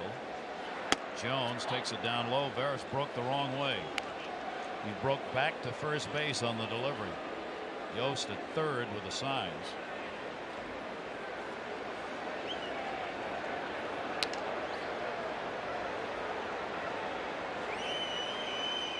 Look at that. See, the pitch was coming. He looks at the first base coach. Like, what was I doing?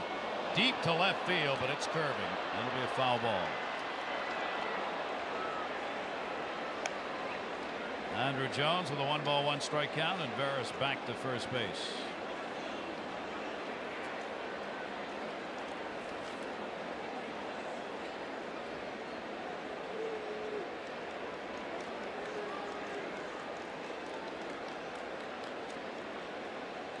One and one. Hiding behind Zeal. There he goes. Nope, comes back. Took 3 quick steps and stopped. Andrew Jones took it for a strike, 1 and 2. Picked me off there, Ralph. I thought he was going on that one. You're exactly right. You wonder where he's going to go. Now, certainly with 2 strikes on Jones, somewhere he's got to go. If nothing else, even if you get thrown out, you get Andrew Jones leading off the next inning for the Braves. Almost a can't-lose situation. Either get into scoring position, or you got Jones next inning leading off. He was going and then came back.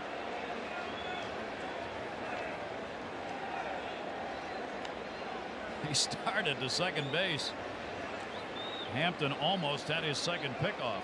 The other way to do this, if you're on first base and the speed of Veras is get a huge lead and then just take off and get on the inside of that base path.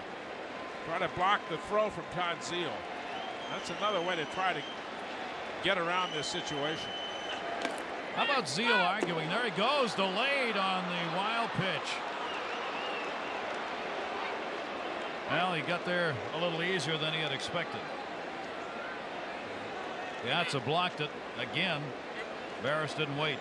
A lot of those base runners down there are doing that, Gary. They're putting their hands on Todd Zeal now, trying to move him out of the way. He's not the first one to do that. We've seen that in several series now where the runners at first are trying to physically keep contact with Todd Zeal, either get themselves a better look. So they get their man to scoring position one way or another.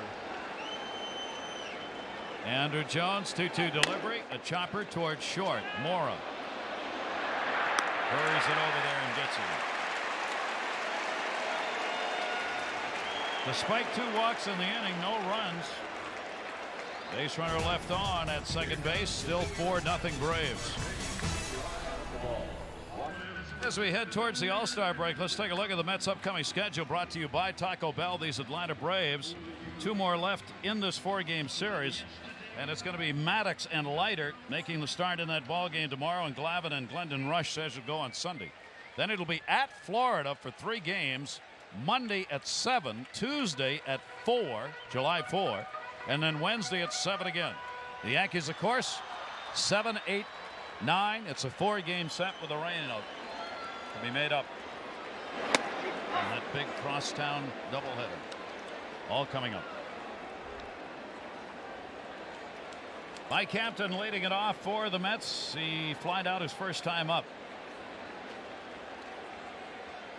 Millwood's going to start through the order for just the 3rd time here in the 6th inning. Boy, there's a little something going on right there. Mike Hampton did not like that pitch and said something.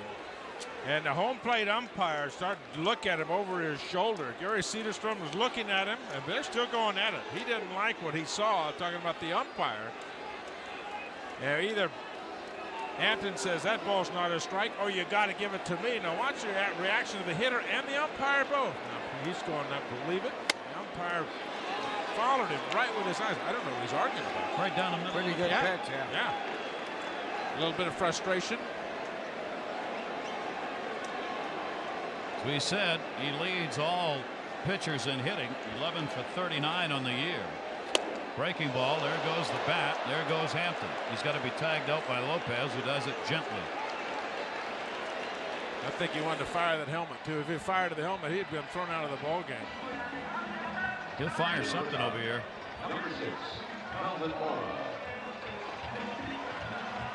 Cedarstrom letting it go.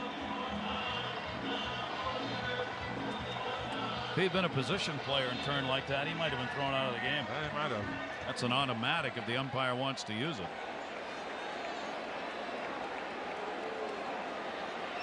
Millwood is going through this game not striking anybody out. He had 1 strikeout in the first 4 innings. He has struck out 3 of the last 4 batters.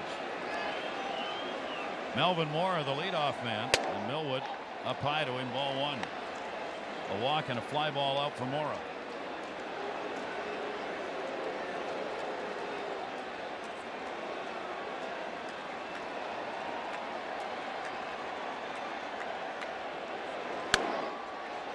Braves out hitting the Mets 8-1 in this game. The only Mets hit a double by Bell leading off the 4th inning.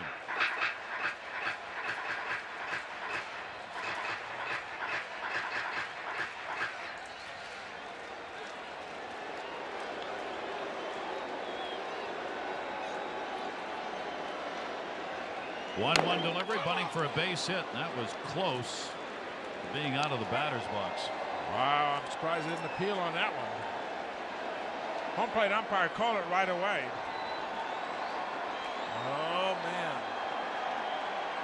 He's out of the batter's box. His back foot was off the ground. And if his left foot's in fair territory, which it looked like it was,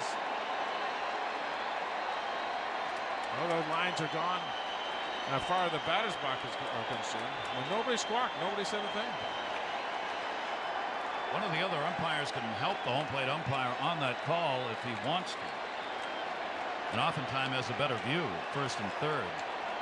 1-2 is up high, 2 balls, 2 strikes. You know, speaking of batters' boxes and the coach's box, the catcher's box, I should say, the Brave announcers superimposed the catcher's box and showed that the box was too small in Atlanta, in their stadium there. And they were then kicked off the team bus and the team plane. Second hit for the Mets. 1 out single here in the 6th inning.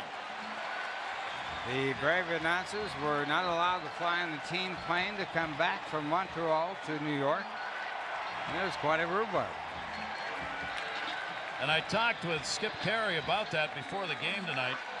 Said, you know, we weren't the ones raising the issue. Davey Lopes was making the issue with the umpires and had already raised it. We were talking about what Lopes was saying and why he was protesting. And we get kicked off the plane. They are now back on it. A strike taken on the inside corner. They kicked the Hall of Famer off the plane. On Sutton. Well, more of that. You got to be a cheerleader to do a local broadcast, which I absolutely detest. Which will probably get me fired shortly, but that's what we're coming to in this business. You don't cheer for the team you're doing, you get canned, kicked off planes. I mean, it's ridiculous. But hey, comedians can work up here. The 0-1 delivered to Bell, and it's taken inside for a ball, 1-1. Well, they broadcast for Turner Broadcasting, and of course, Ted Turner owns the Braves. He also owns the broadcast station. Yeah, TBS. Yeah. We are not pressured by the Mets, just so I can say that officially and happily. I have never had a Mets say, anybody in the organization say one word to me about what to say or not say covering Mets baseball. I agree. And I credit them for that. 1-1. And up high. It's also been known that if you say that to certain broadcasters, they will say, no, you can't say this or say that. They'll go right out there and say it. Oh, some people will. Absolutely. I wouldn't do that. No. I don't believe you would. No, I would not. No. Not until at least the second inning. No, at least the second inning. That's right. It's like that 5-second rule of the Oreo cookie, picking it up off the floor. I have a 2-inning rule on saying things you're not supposed to say. Mets trying to mount a rally here. 2 ball, 1 strike count, 1 down. Runner at first, and Bell has continued his hit streak to 11 games with a double, trying to move Mel Mora around. Hey, one of the things that Met fans have done, and they do almost right on cue, is they can sense something happening when all of a sudden you get a couple of base runners at the top of this lineup, and then you got Alfonso and Piazza sitting right out there looking in the bushes. 2-1 delivered to Bell. Outside corner strike the Bell didn't like. You know who else thinking about that too? Mr. Hampton. Mr. Hampton and that other fellow in that Atlanta Brave dugout too. Oh yeah. Bobby Cox. He knows who's over there. He knows those two guys can put a big hurt. Alfonso and Piazza back to back. Base runners in front of that number 4 hitter, and there he is right there. 2 ball, 2 strikes, 1 away. Check swing. Now earlier in the sequence of pitches, Derek Bell, the very first pitch, strike 1, was a knee buckling curveball. I mean, he got a jelly knee, as I think Ralph would use that term. Jelly leg, yeah. Jelly leg, yeah, the jelly leg. I mean, it was a dandy of a curveball. Bell has hit a fastball hard to second base for a double play, and then line that base hit in the left center. That was a fastball as well. Only 1 down here. Millwood will step off. That's as happened last night, trying to rally from a 4-0 deficit. Bell 2-2, breaking ball away. Full count on Derek Bell. Yeah, there was a curveball. They tried to make it just like the first pitch of the sequence here at this at bat. Look at this, and look at Derek Bell, jelly legs. Well, that's a nasty breaking ball.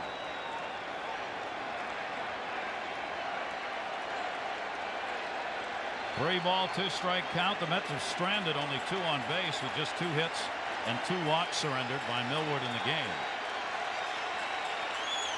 3-2. Runner goes. Papa. Second base. Oh, what a deke they did. Oh! And it's dropped! Cal waiting, and Andruw Jones will throw it there to get the force out. You talk about a deke job by a 19-year-old. Cal, the shortstop, was down to play a ground ball forever, and he had Mora looking right at him. This is the slowest ground ball in the history of baseball right here. It was such a good decoy that he decoyed Veras at second base into dropping it.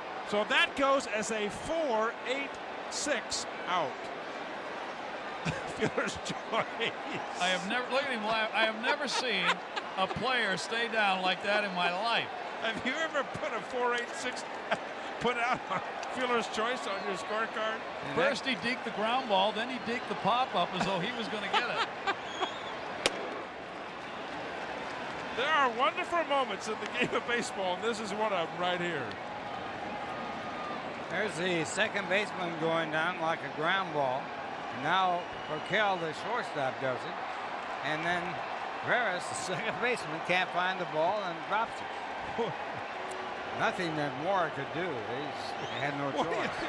What do you think Mora was doing? He says, this is a ground ball to both of them. No. This ground ball is going to both the shortstop and the second baseman. That's one reason why you want to look at the hitter when you're running to second base. You want to know where that ball is. Mora figured it out. Obviously, the coach is helping him. They holler at him, Mookie Wilson and Cookie Rojas, but you wondered what was going on at second and short. If you just walked in and were looking at the field, it would be kind of amazing to think, where's the ball? Mel Mora got back to first, believing that was going to be caught, and then 4-8-6 on a forced play. Bell's at first, 2 down. Alfonso 0 for 2 in the game. Check swing, went around on it, 1-2. That's a high fastball we're talking about that Millwood can throw. Looked like it's going to be a good pitch to hit fastball and takes off right at the strike zone. And again, Alfonso, not a guy that you see take many half swings or poor swings to that fastball up in the strike zone. Millwood has had good stuff tonight. The Mets only with 2 hits. 1-2 the count. Well, this is a huge out right here for the Atlanta Braves. Huge out. 2 outs, ball 2 strikes. And Mr. Piazza in the on-deck circle. It's a big out for 2 reasons, because if he gets Alfonso, guess who leads off? Now, right where the Braves would want it. 1-2 delivery. Alfonso's not going to let that happen. Base hit into right field. Jordan up with it. Alfonso's on for Piazza. Bell goes to second. Number 31, Mike Piazza.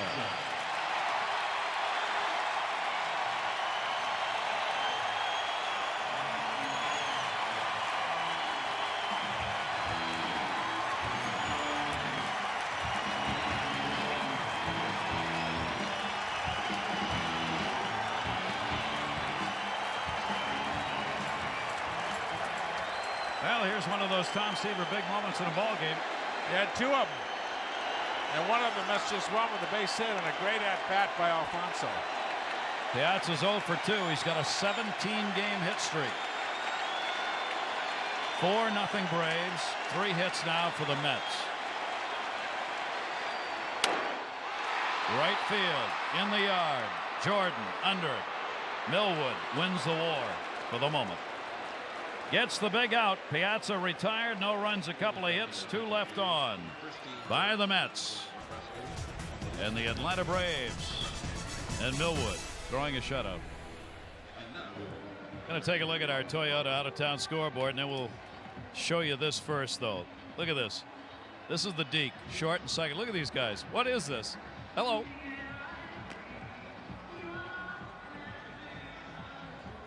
And then when they got back to the dugout.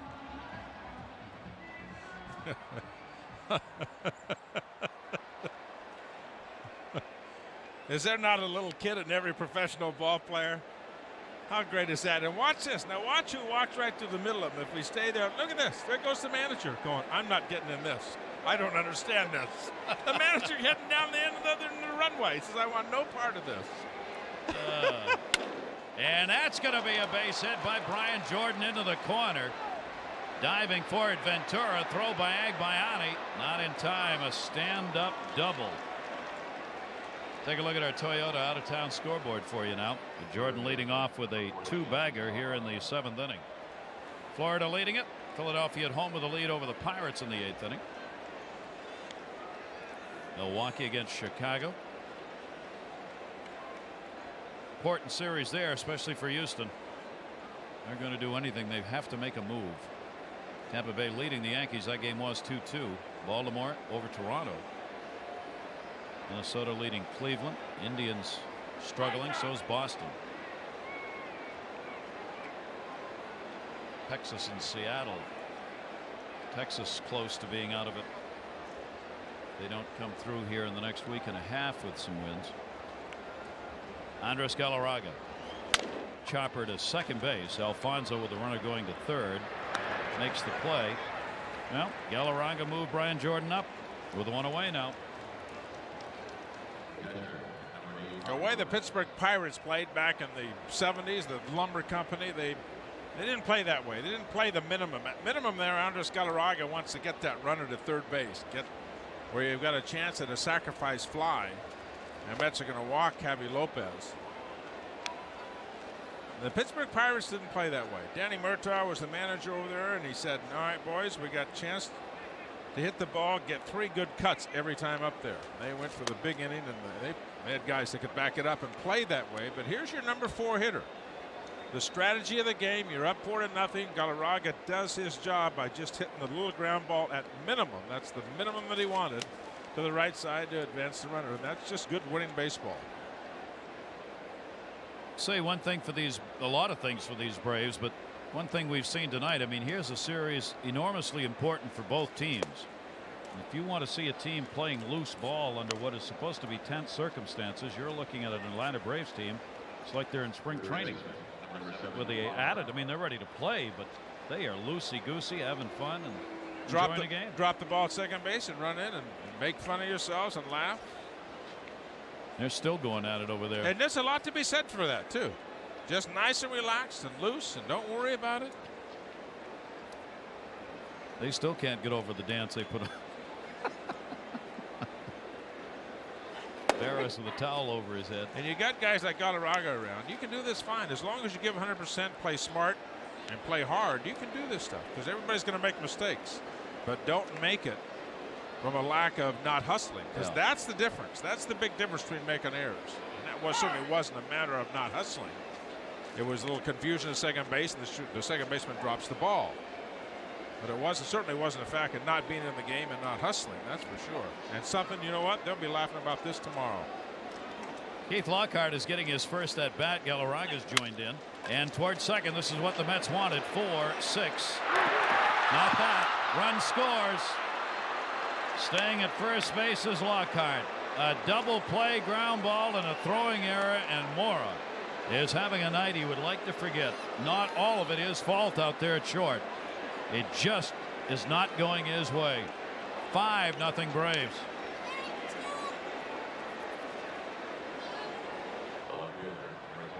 Routine double play ball right here. Melvin Mora, when he plays, you're going to get more offense than you're going to get from Rey Ordonez. But as we have seen tonight, the defense from Melvin plays that you would expect. Rey Ordonez so important at shortstop. How many times a shortstop is involved? You know, some people say, well, you know, Mora should be the shortstop because he's going to hit a lot more. You can't overlook the importance of the defense at that number 6 position, shortstop. It's just so vitally important. It is not an error since you do not assume that double play, and as a result, as an RBI credited to Lockhart, it just goes as a fielder's choice. It's not an error on the paper, on the record book, but it is a mistake. So they got the run in and have a 5-0 lead. That's one of those places where statistics lie. They do not tell the whole truth. Just never shows up. Yeah, it's there. Trinidad Hubbard, 2-0 count on him. Popped up, shallow right. Bell moving in. And he's got it. 1 run on 1 hit. And it's a 5-0 Braves lead. Big house on hand here. Fireworks night, Friday night, Braves. Take a look at our Toyota line score. 5-9-0 for Atlanta. 0-3-2 for the Mets. 1 unearned run for the Braves. Millwood has walked 2, struck out 4. Mike Hampton has walked 6, 1 intentional, struck out 2. 2 wild pitches, hit batter. The Braves on top. Robin Ventura. The Mets with 3 hits in the game. 2 singles and a double. Bell, Mora, Alfonso. Ventura with a walk in the 2nd inning. The Mets have left just 2 base runners in scoring position. Bell made it over the 3rd and the 4th inning. And then in the 6th, the Mets had runners at 1st and 2nd. But Millwood been in charge. 1-1 delivery. Popped up. Ventura, 3rd base or shortstop for Cal.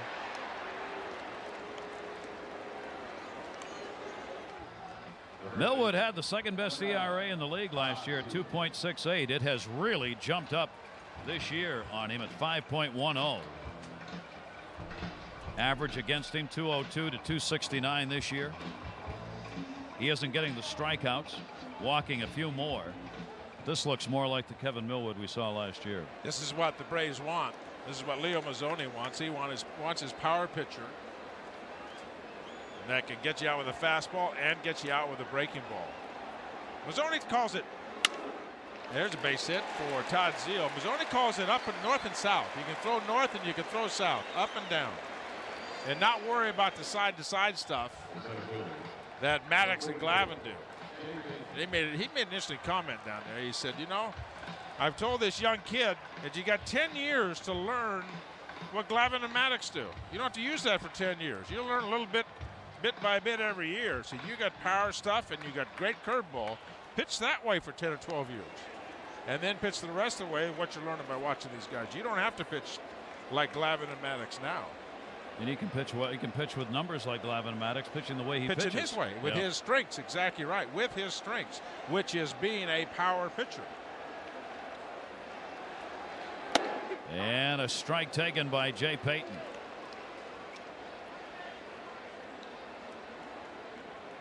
For Payton tonight, 0 for 2. He's got a 10-game hit streak on the line. Met players have tried to continue it as Bell's up to an 11-game hit streak. Piazza's got an 0 for 3, his 17-game hit streak on the line. Payton, a 10-game streak, is 0 for 2. Towards second base and under the glove of Veras, base hit. And the Mets have 2 on. Jay Payton does have an 11-game hit streak.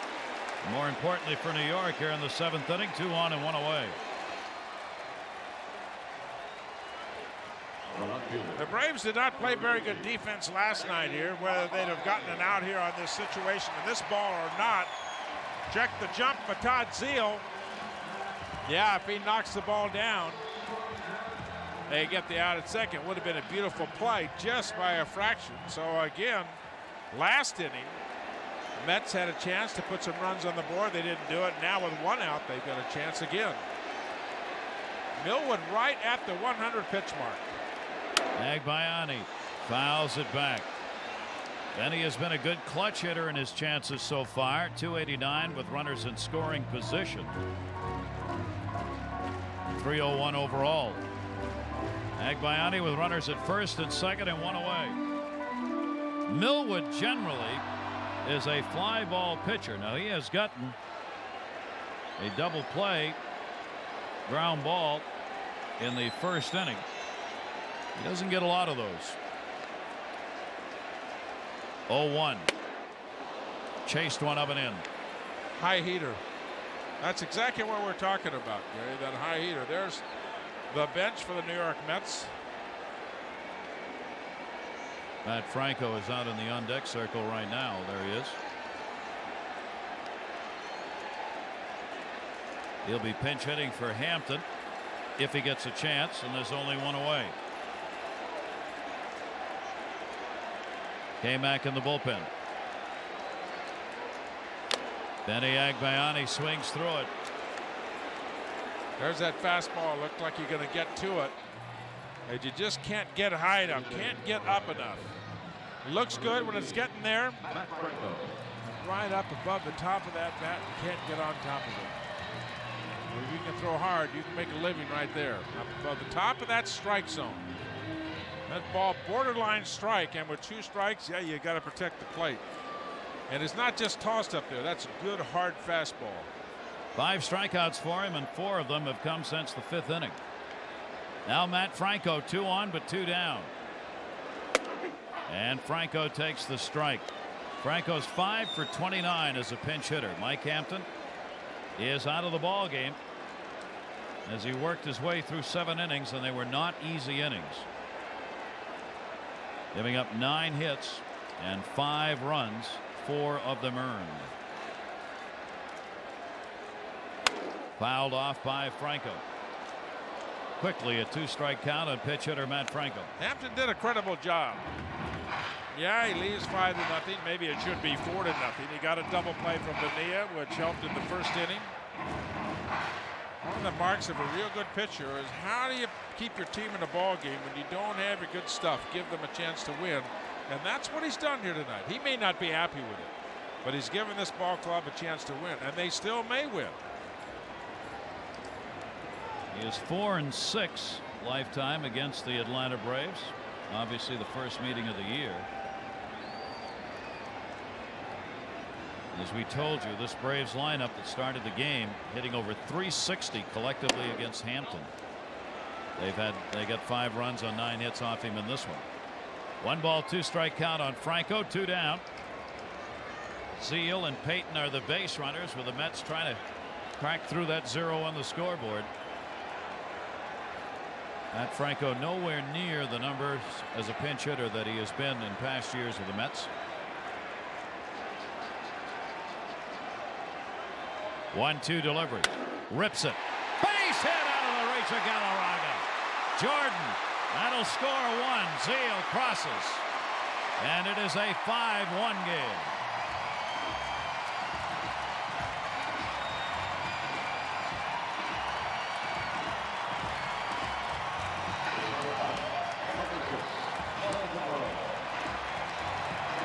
Matt Franco with an important 2-out hit for the Mets. His 5th RBI. With 2 strikes, it looked like a push changeup. Dropped that elbow, got it up over the plate. He has not made many mistakes tonight. Kevin Millwood has not, and made one here. Solid base hit by Franco. Franco on at first. Over to third base, Peyton. Mel Mora. Strike call.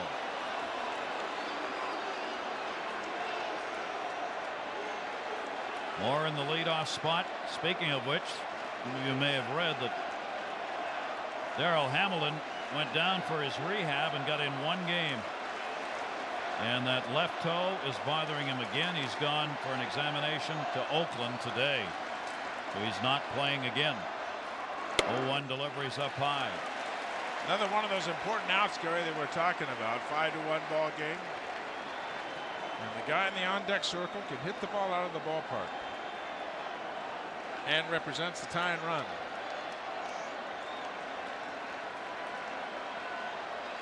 One count on Mora. That pitch is up high by Millwood. 2-1. Millwood goes deep into games on a regular basis. He did so last year with his team. And this year again had his shortest outing, 4 innings on the season.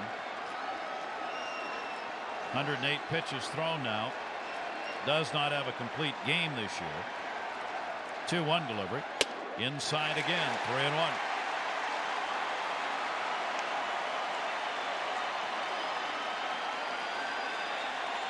Nobody up in the bullpen.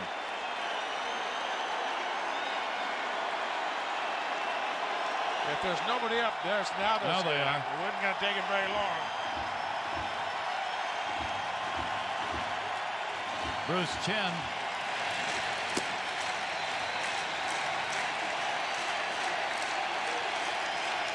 Three-one count. Mora.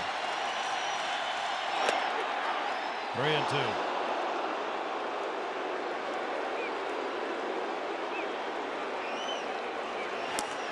Don Wengert, right-hander, and Chen the lefty.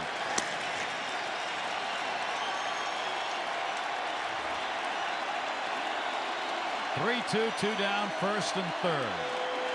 Franco goes, fouled straight back.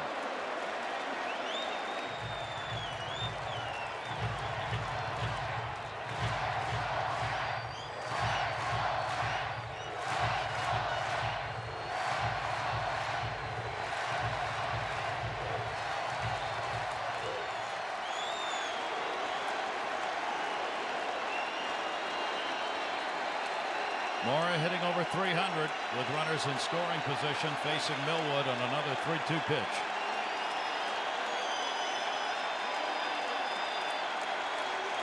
Franco goes, struck him out.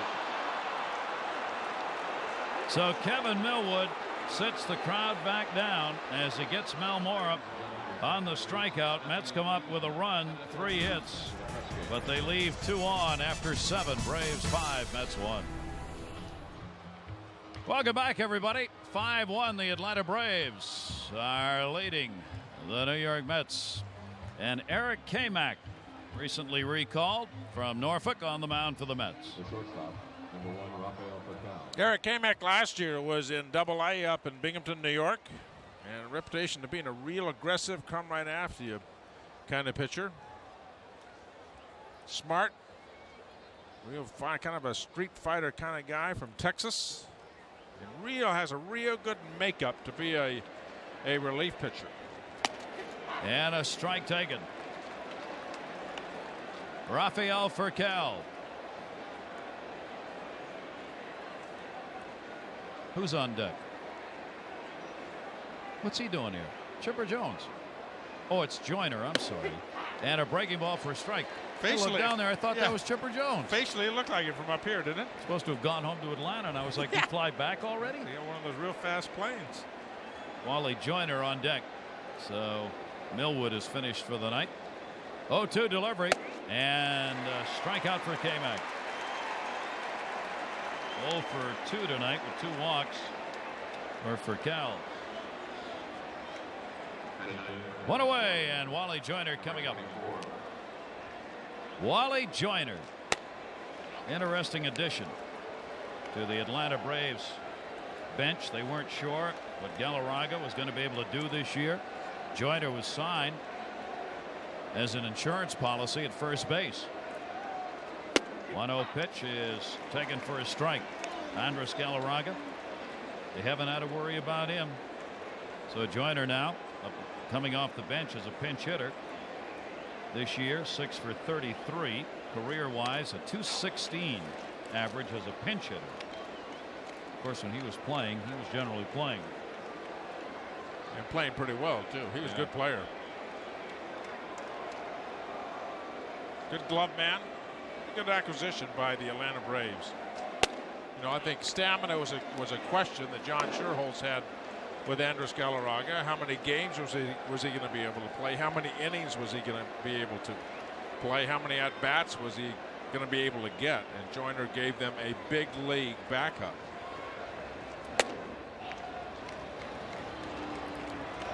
Joyner gets the walk. That's the first walk by K-Mac.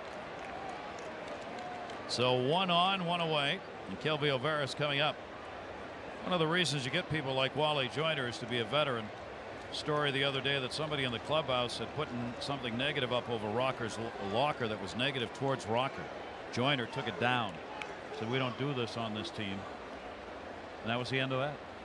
And Wally Joyner can do that because he is a respected veteran. Chopper played by Zeal. Mora, and that's it. Takeout slide just in case. Joyner at second base. 2 down. Veras hits into the fielder's choice. 3-6 on the putout for 2 away.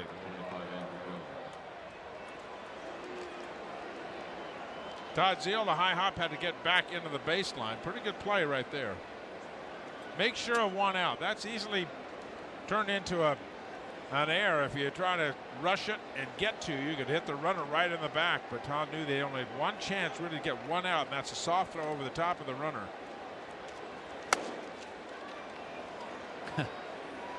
Andrew Jones, ball 1. And Mike Piazza saying, "Come on, kid, now it's just a pitch out." Okay, get it up about shoulder high. They must have had a real short catcher down in Tidewater. That is a pitch out. It's like off Broadway and off Broadway. Yeah. That was a pitch out. That's a low pitch out. Andrew Jones waiting with a concern over at first base. Kelby O'Veras, the base stealer there. K-Mac. This is inside, and a 2-0 count. Got to go here somewhere. 2 outs. 2 balls, no strikes. Can't really pitch out here. Obviously, Bobby Cox would like to add 1 more run.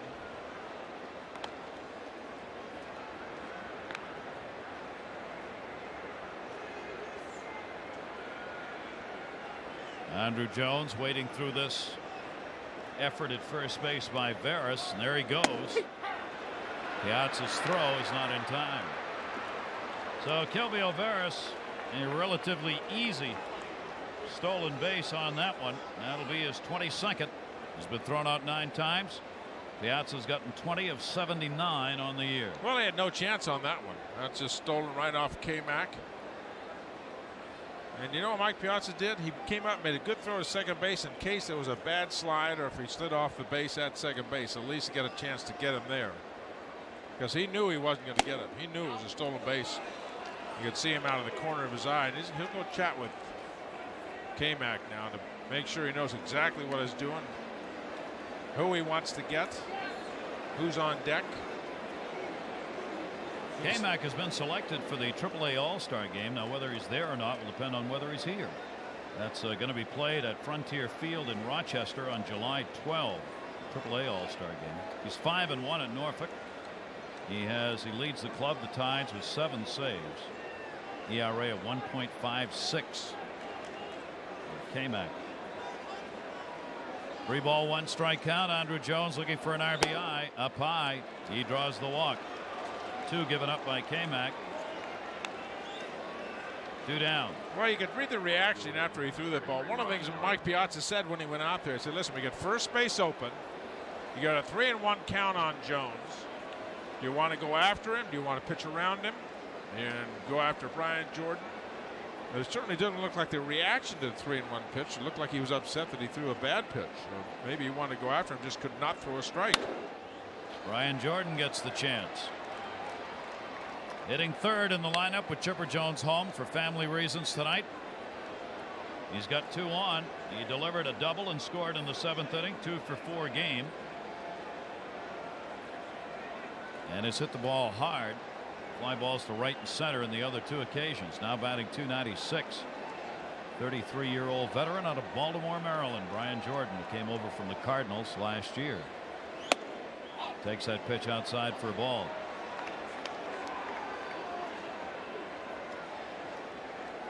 Stretch that stance out.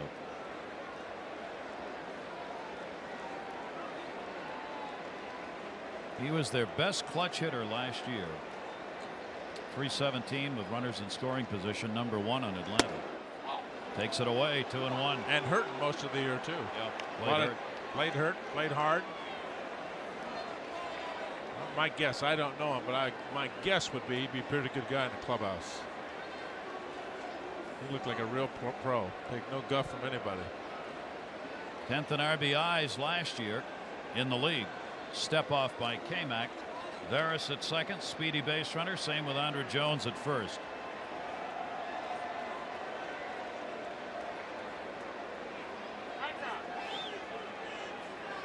And this time Jordan's going to step out at the plate. Atlanta leading the Mets 5-1 in the top of the 8th inning, trying to add to it. 2 walks in the inning off K-Mac just out of the bullpen. 2-1 to Jordan is up high, and a 3-ball 1 strike count. And that's Galarraga.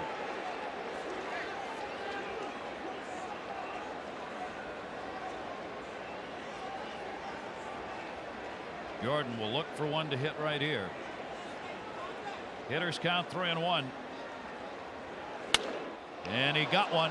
Left center field. Peyton racing back near the wall. Goodbye, home run. A 3-run homer for Brian Jordan.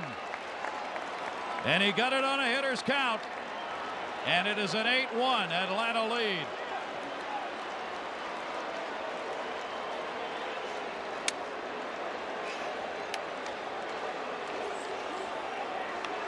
Home run number 13, RBIs, 47, 48, 49.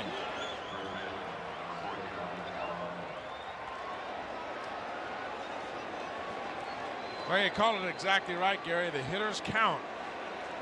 A walk to Veras, walk to Jones, walk to Joyner, and the hitter in the driver's seat. Well, if you're going to get a fastball, you better get it way in there if you're going to get it by somebody in that count. Man. Off the top of the fence. Oh, and off the back wall. I thought it hit the fence and bounced straight up. And by a fraction, Jay Payton missed that. But that's, boy, the education of a young pitcher at the big league level. And that's a young pitcher, K-Mac, who last year and this year has come right after hitters and thrown strikes. But he got very tentative against Joyner, Veras, and Jones. And then Brian Jordan, boom. The coup de grace. K-Mac has worked 4 innings this year with the Mets and given up. That's the first home run off him. But Brian Jordan nailed it. Andrés Galarraga, 8 runs on 10 hits now for the Braves, and they lead it 8-1. Galarraga been on base 3 times, single hit batter and a walk, and scored once. And he lifts one. That one's in the yard. Payton. He's got it. That'll retire the side, but an important 8th inning. as Brian Jordan delivers the 3-run dinger, his 13th of the year, giving the Braves an 8-1 lead.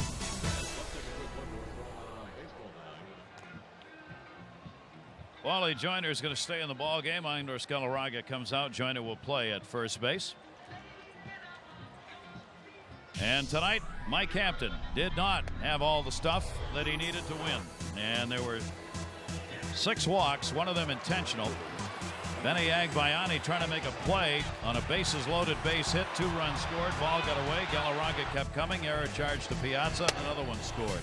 Then it was Millwood. He's got a chance to win his 6th in this game. And then the Atlanta dance at second base deked everybody out. They still got the out. They went back. They've smiled all the way through this one, especially when Jordan delivered the 3-run home. This pitch is fouled back by Derek Bell and just off the edge of the screen and Lopez's glove.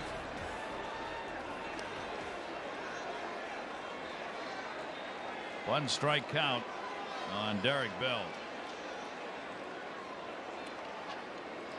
Bottom of the 8th inning and an 8-1 lead.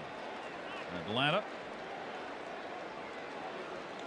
And yes, the police force was present here again, just in case, as they will be all weekend long. It has been a very quiet night, especially for the Mets. Strike on the outside corner. Bell with a double in the 4th inning. Bullpen quiet.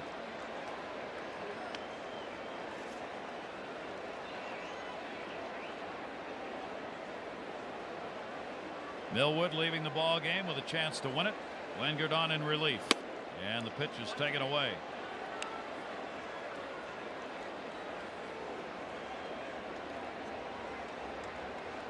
Millwood just kind of settled in as the ball game rolled along, and the Mets could not get to him.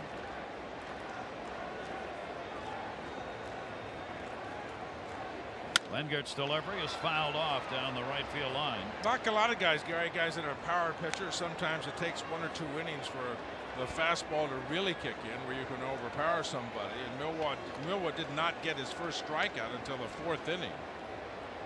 And that was the 3rd out of the inning. Then he went on to strike out 4 the next 5. Tougher as it rolled on. Yeah, he was real strong in the 4th, 5th, and 6th inning. Bell, another base hit. That is a hot bat. So Bell has picked up 2 hits, 2 for 4 in the ball game. Take a look at our Jeep game summary here as the Braves lead at 8-1. Javi Lopez, a couple of walks and a couple of singles with 3 RBIs. Kevin Millwood, a great job he did tonight for the Braves pitching staff. Just 6 hits and 1 earned run, a couple of walks and 6 strikeouts. Mike Hampton struggled but kept his team in the ball game. And Jordan, the big 3-run home run, top of the 8th inning. That's going to put the icing on the cake for the Atlanta Braves.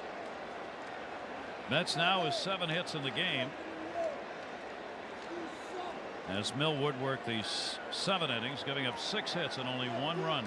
He walked 2 and struck out 6, trying to go 3-0 in his career against the Mets with a win here tonight. Edgardo Alfonzo, 1 for 3. Pretty big cut on that one. I was thinking the same thing, Gary. It's not very often you see Edgardo Alfonzo take his swing, which seems like it's out of control, where he's over swinging the bat, and it certainly looked like at that time. And then afterwards, it looked like he was maybe hurt his wrist again. Take a look at this. No balls in the strike.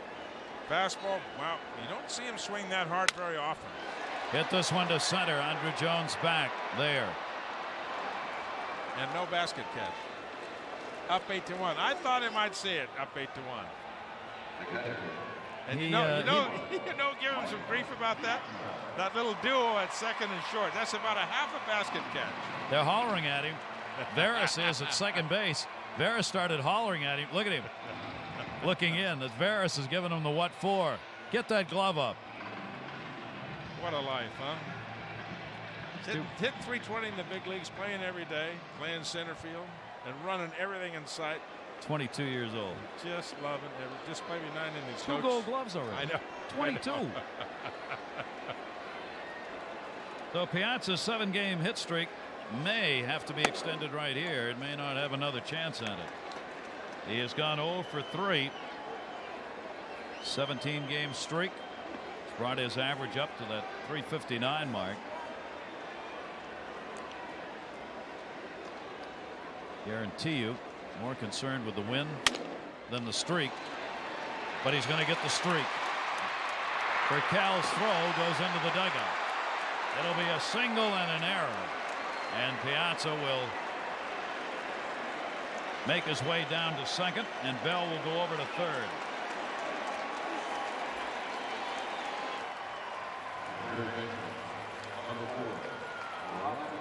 So the young shortstop up and fired that one way wide. His 14th error. Great range there, and then a rookie play right here. One of the things that you'll learn as you go along in the big leagues. Don't let one mistake cause another one. And the first part of that wasn't necessarily a mistake either. 18-game hit streak for Mike Piazza. Robin Ventura. One down, two in scoring position here in the 8th. Ventura's had an 0 for 2 and a walk, 0 for 6 in the 2 games.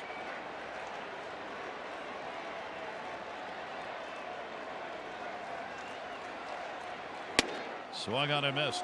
One thing Piazza may not get to do is continue that RBI streak.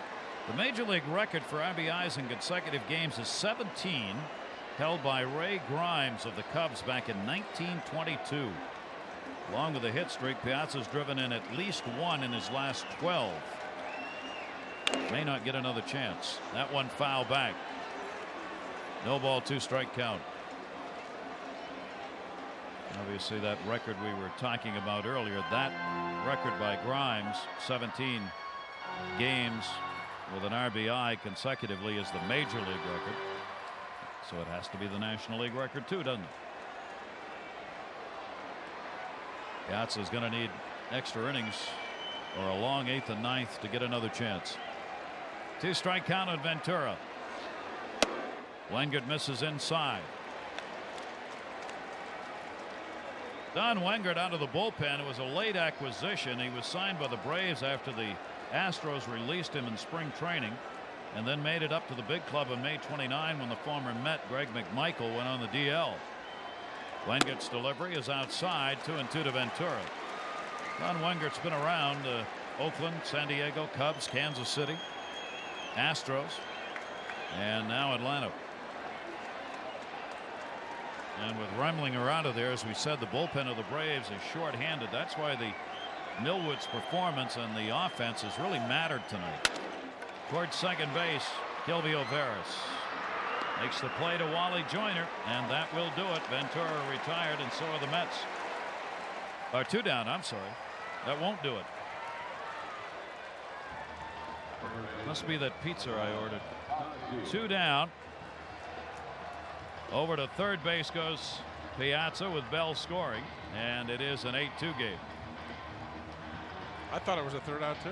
I don't know why I thought that. The double play? Or I don't know. Not the double play, the ball that Piazza hit. It's not for us to know. 2 down, runner at third base. We have a little brain cramp? Well, we get a little help there Wait a minute. on the scoreboard. What, how many outs did it say? It said 2. Right there. Want to correct that? 2s.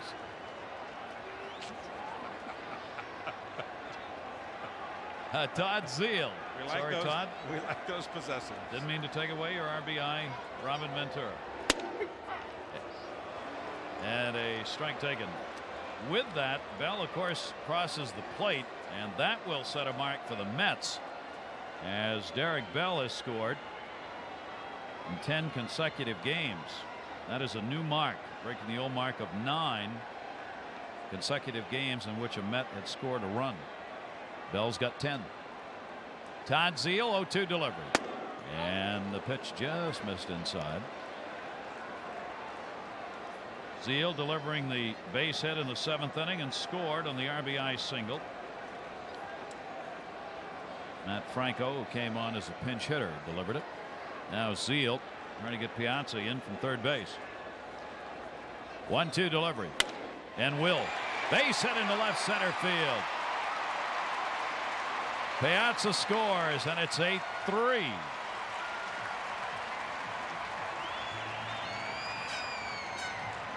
So the errors proved costly in this inning, helping to set up those 2 runs. And one of the things this does, it gets the Mets closer to that. You get in the middle of the lineup again in the 9th inning. There's Leo Mazzoni, Bobby Cox. Is he going to go to the phone? Probably. Yeah, you're down by 5 runs. Is all lost? No, because you got a chance to turn this lineup over and get down to Alfonso and Piazza and Bell again. Boy, you may not tie the ball game up here, but if you can turn this, what Bobby Valentine is thinking, if you can turn this lineup over, get one more base hit where you got a chance to get back to that top of that lineup again. Peyton had a single his last time up, 11-game hit streak for him. Mets now have 9 hits in the game. They're only being out hit 10-9, but trail 8-3. Sorry, Baiani on deck. Strike taken by Peyton. We're talking about those big outs, Gary. These last 2 outs, ever since Ventura was up, they've all been big outs because of that one factor, turning the lineup. If they don't get the bottom of the lineup out, they're going to turn in the 9th and have to face the middle of that Met lineup again. If anybody's left in the dugout. If anybody's alive. After that foul ball. Stay alert, stay alive. See El Ricardo over there protecting after the fact. That went in and hit the back wall. 1-2. Jay Peyton, the 3rd hottest hitter in June in the National League. Peyton batting .402 this month. 1-2 delivery to him. Off the fist. That's going to fall in. Base hit. Zeal stops at second. So Peyton 2 for 4. And the Mets, keeping this inning alive, have their 10th hit of the game.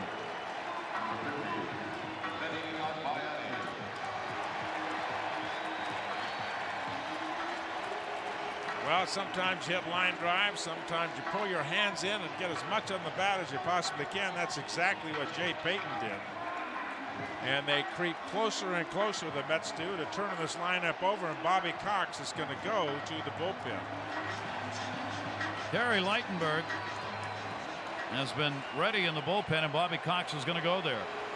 So Don Wengert, who comes on in relief in the 8th, cannot get that 3rd out. And it's 8-3 now.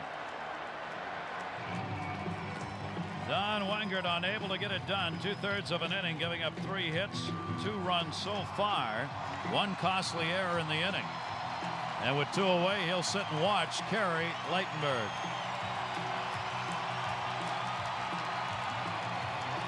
Lightenberg's record 2-1. This is his 28th appearance for the Atlanta Braves. He has 6 saves, 25 innings pitched, 22 hits, and just 8 walks. Gary Lightenberg will face Benny Agbayani. Runners at first and second and 2 down. Lightenberg, who had 30 saves in '98, had a torn elbow ligament. And last year missed it all. Now trying to make the comeback. Lightenberg had the save last night. And they did not want to go to Lightenberg tonight, but with Mike Remlinger unable to pitch and the bullpen short, he's back. Benny Agbayani missed outside. He has struck out twice, grounded out, 1 for 7 in this series. You think Leo Mazzoni's rocking right now on that bench over there? A little worried. Boy, he stopped. Maybe he's upset. 2-0 pitch. Right field, down the line, over, Jordan, foul ball.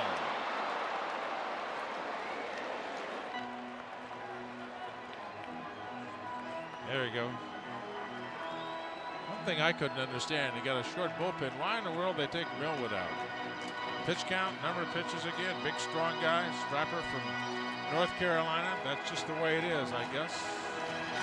Terry Mulholland.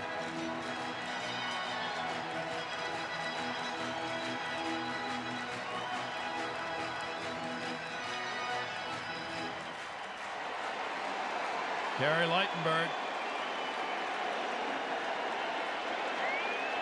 2 ball, 1 strike count, 2 down. Agbayani waiting. Fastball. Agbayani has faced him only once, 0 for 1. 2 ball, 2 strike count. Look how Mark Johnson is in the on-deck circle. He's way away from the on-deck batter's box. Way away. Maybe a few pitchers will chase him out of there. 2-2 delivery. Check swing. Runners will stay. Lopez blocked it in front of him. Did not go around. Crew chief Bruce Fleming. He's getting some heat from Bobby Cox, too, on the 2-2 pitch. How far does he have to go? And you know what? Bruce could hear him, too, because he was answering him. I don't think anybody asked for the call. Home plate umpire did. Did he? Yeah.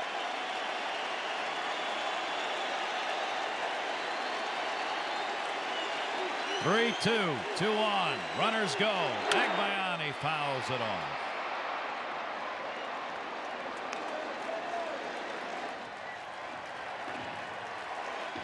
These series aren't tense. These matchups between these two teams.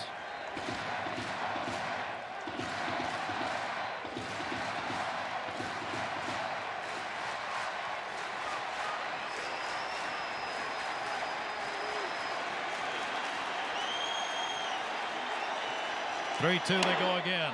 Inside, ball 4.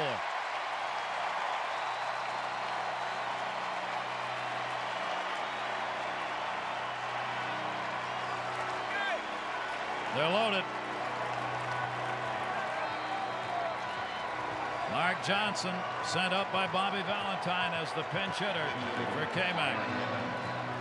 Number 5, Mark Johnson.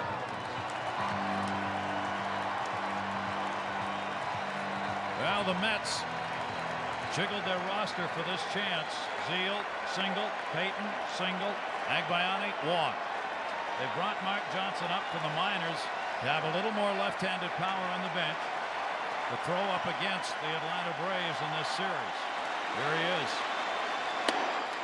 Outside ball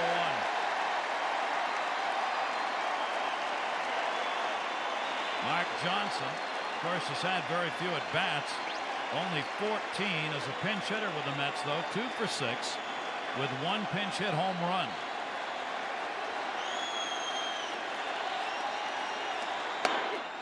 Outside corner strike from Lightenberg, 1-1.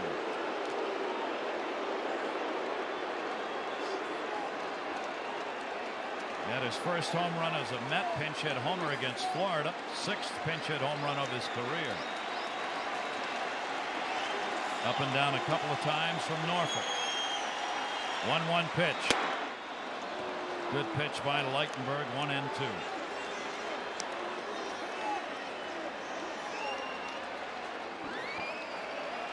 Sinker on the outside part of the plate. Every pitch that he's thrown has been out there. 1 for a ball and 2 for strikes. Where do you think he's going to go now? Right where he makes his money. 1-2. Tried to get him to chase one. 2 ball, 2 strike count.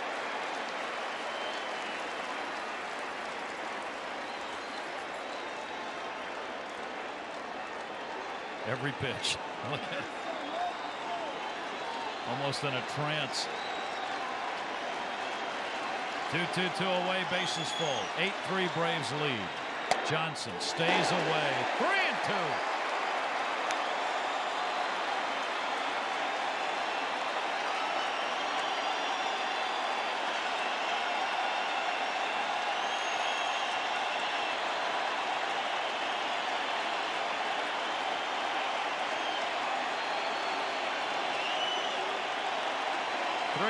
Count, 2 down. Bases loaded. Lightenberg to Johnson. He walked in a run.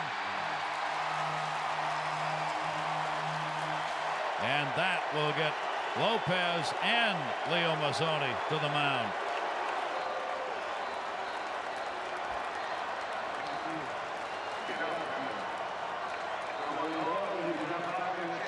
Fourteen pitches since Lightenberg came into the ball game. 9 of them have been for balls. don't know if that's a pleasant conversation or what. I think the message has been sent.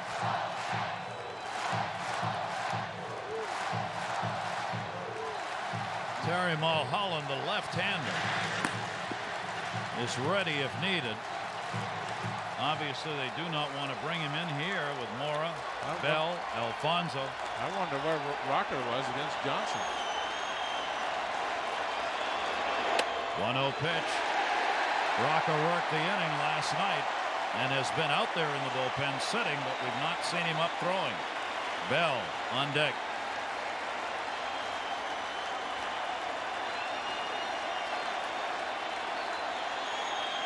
Two-0 count.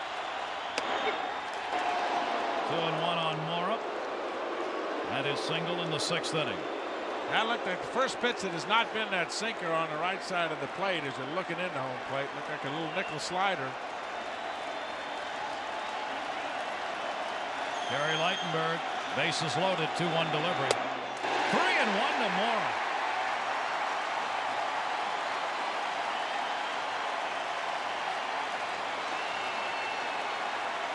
Mike Hampton gave up a bases-loaded walk in the 1st inning to Javi Lopez. Lightenberg has given up a bases-loaded walk to Johnson. May give up another one. 3-2.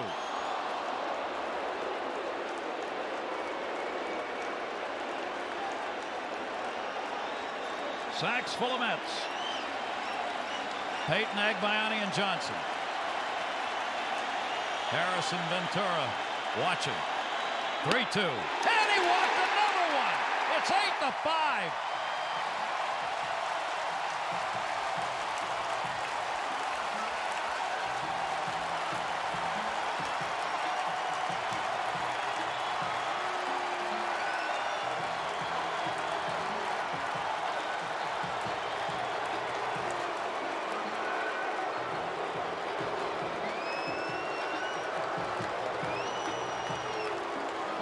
And he's done. That's Lenny Harris. He's going to walk him.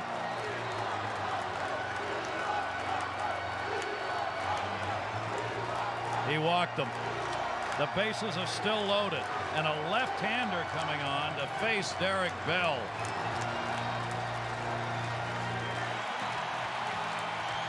Gary Lightenberg faced 3 hitters and he walked them all. 2 of them with the bases loaded. Terry Mulholland, the veteran left-hander. Former starter. Now works out of the bullpen.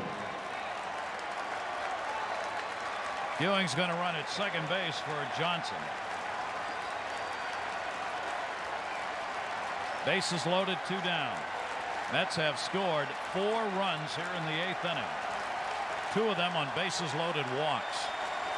Derek Bell, one of the hottest bats in the lineup, 2 hits tonight. First pitch from Mulholland is foul back. And just missed it too.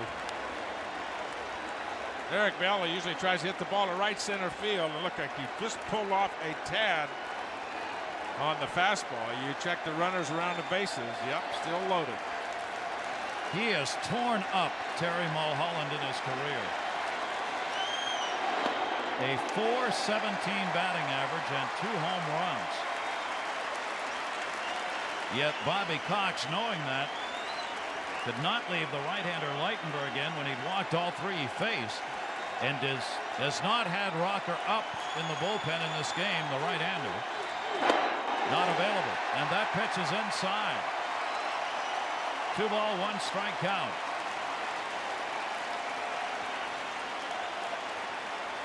Got ahead with the first pitch, strike 1, and the last 2 have not been close.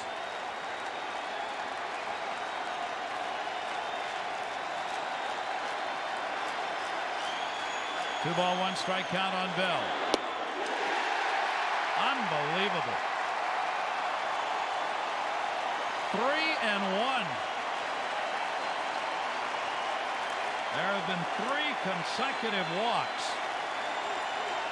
Bell, who started this inning with a single, up for the 2nd time. And he walks. 8-6.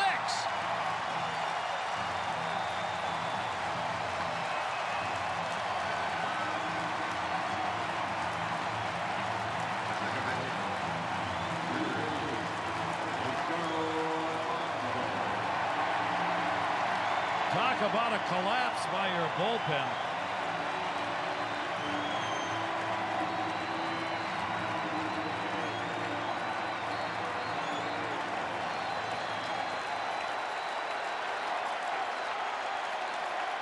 Edgardo Alfonzo, bases loaded. It is an 8-6 Atlanta lead.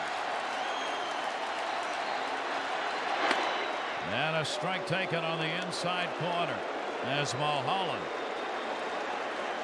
trying to find a way to get a third out that will not come for the Braves as the Mets have battled for 5 runs in the 8th inning. And a 2-strike count. The Atlanta staff has now thrown 50 pitches in this inning. 50. And that probably is the best one right there of the lot. 50 pitches in 1 inning. Alfonzo 4 for 19 with 1 home run lifetime off Mulholland rather. Inside.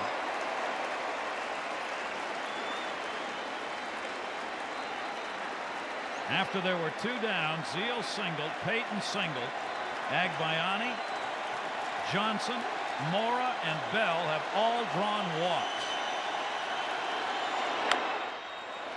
Jammed him.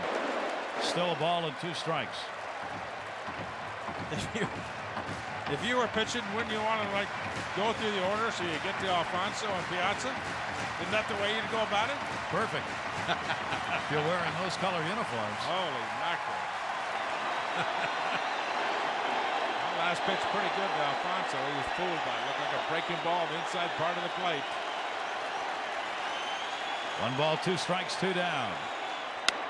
To third. That's a base hit. Picking it up. No play at the plate. Tie game. A 2 RBI single. Edgardo Alfonzo.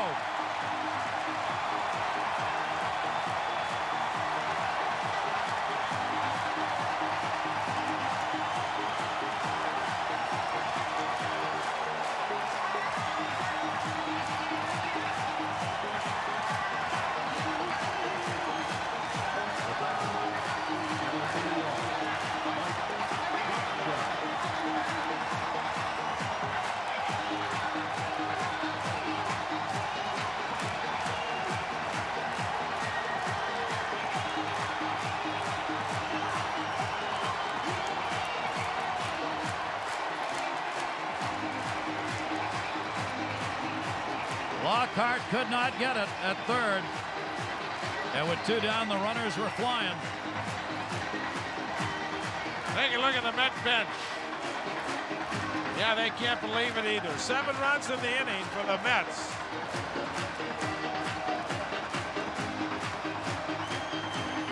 The Braves tried to put it out of reach with 3 runs in the 8th and 1 in the 7th. They went up 8-1. And they have graciously given it right back here in the bottom of the 8th inning. Oh my. You think the Atlanta Braves still have some work to do about putting their team together?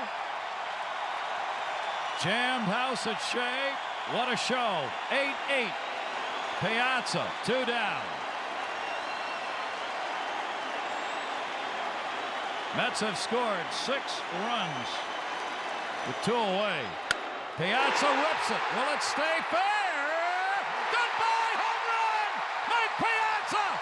A 3-run homer! 11-8!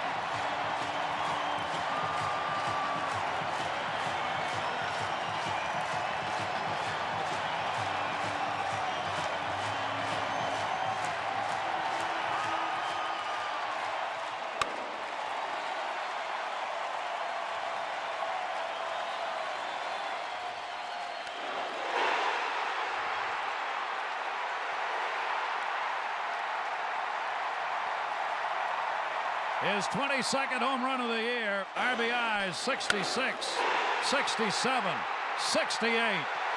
Got him. A 10-run 8th inning, an 11-8 Mets lead. Piazza has extended his hit streak twice in this inning. Veras, Ventura retired.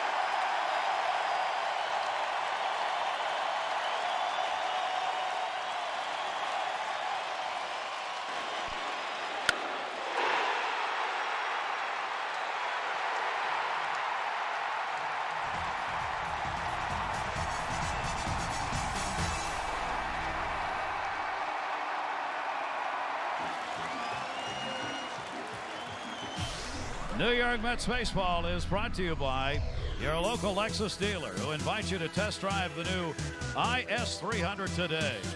Bud Light, for the great taste that won't fill you up and never let you down. Make it a Bud Light. The men and women of General Motors, whose commitment to quality brings you outstanding cars and trucks. Palm, access email, sports, updates, news, and more anytime, anywhere. Closed captioning brought to you in part by 1-800-Mattress and Mattress.com, where the last S is for savings. What a game.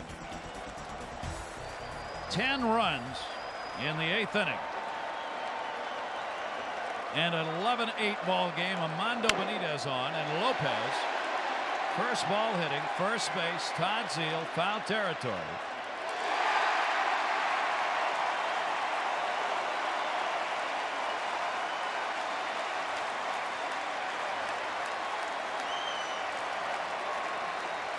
You look at Armando Benitez coming on after that phenomenal 10-run inning for the Mets.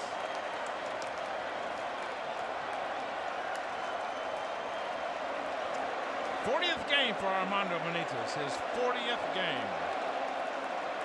And looking for his 19th save. The 10 runs in the 8th inning is the most in an inning this year. The Mets had 9 against Pittsburgh. Ground ball by Lockhart. Zeile can't get it. Alfonso, not in time. What a play by Edgardo Alfonso to Benitez. The ball was there. The only thing it could have been that Benitez did not hit the bag. His foot maybe did not hit the bag. Bruce Fleming right on top of the play. What a play by Alfonso. Look at this. And that's exactly what Bruce is talking about. He's right on it. Looked like just on the inside part of the bat. What a play by Alfonso. There's a play that doesn't show up in the record books right there. How good all-around player that he is.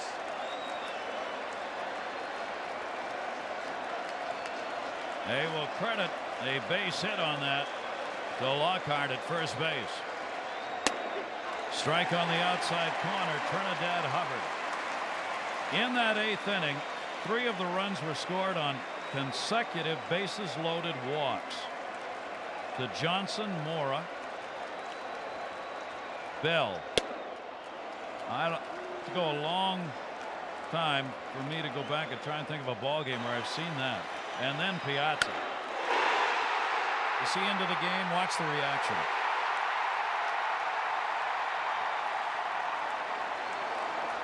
One delivery. Foul back by Hubbard, 1-2. The Mets got 10 runs on 6 hits in the inning. And the celebration led by Todd Pratt on the home run by Piazza.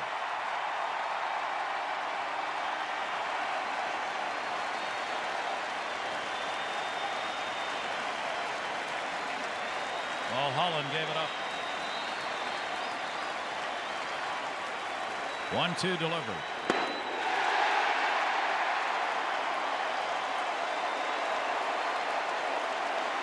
Two down.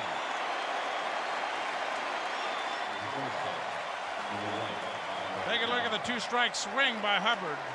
Huge swing. 1 out to go. One of the all-time great comebacks not only for the Mets but any team. When you get 10 runs in the 8th inning to build an 11-8 lead, you put on a show. For Cal, the rookie shortstop. When the Mets have trailed after 7, they have won 3 games, 3-23. They can win their 4th. But Cal takes it down low and a 2-0 count.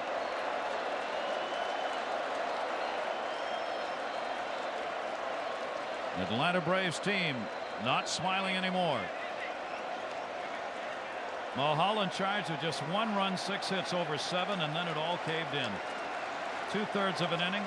Don Wengert 4 runs. Leitenberg 3 runs, no hits, 3 walks. And then Mulholland wrapped it up, 4 off him. Piazza's home run. Taking all the way, a strike, 2-1.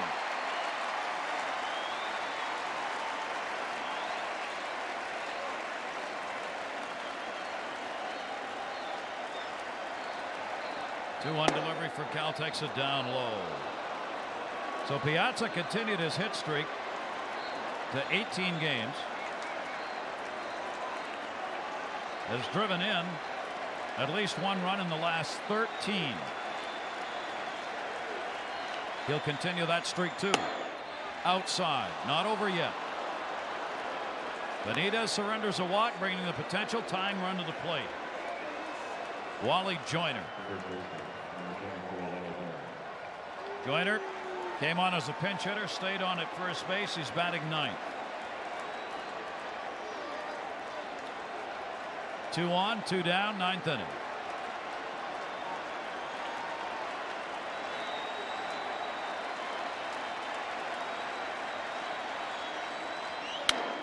Joyner, center field. Jay Payton. What a comeback! The Mets win it 11-8.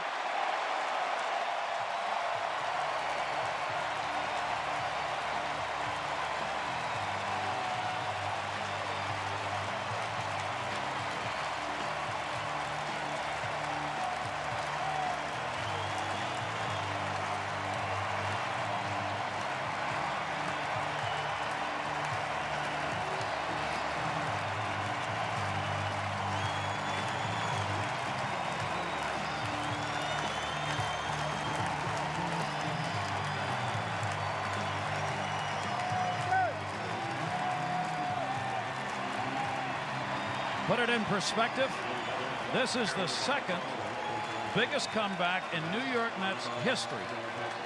In 1972, they came back from an 8-0 deficit against Pittsburgh. This is the 2nd biggest comeback. The Mets have evened up this 4-game series with a win over the Atlanta Braves before a full house, 11-8.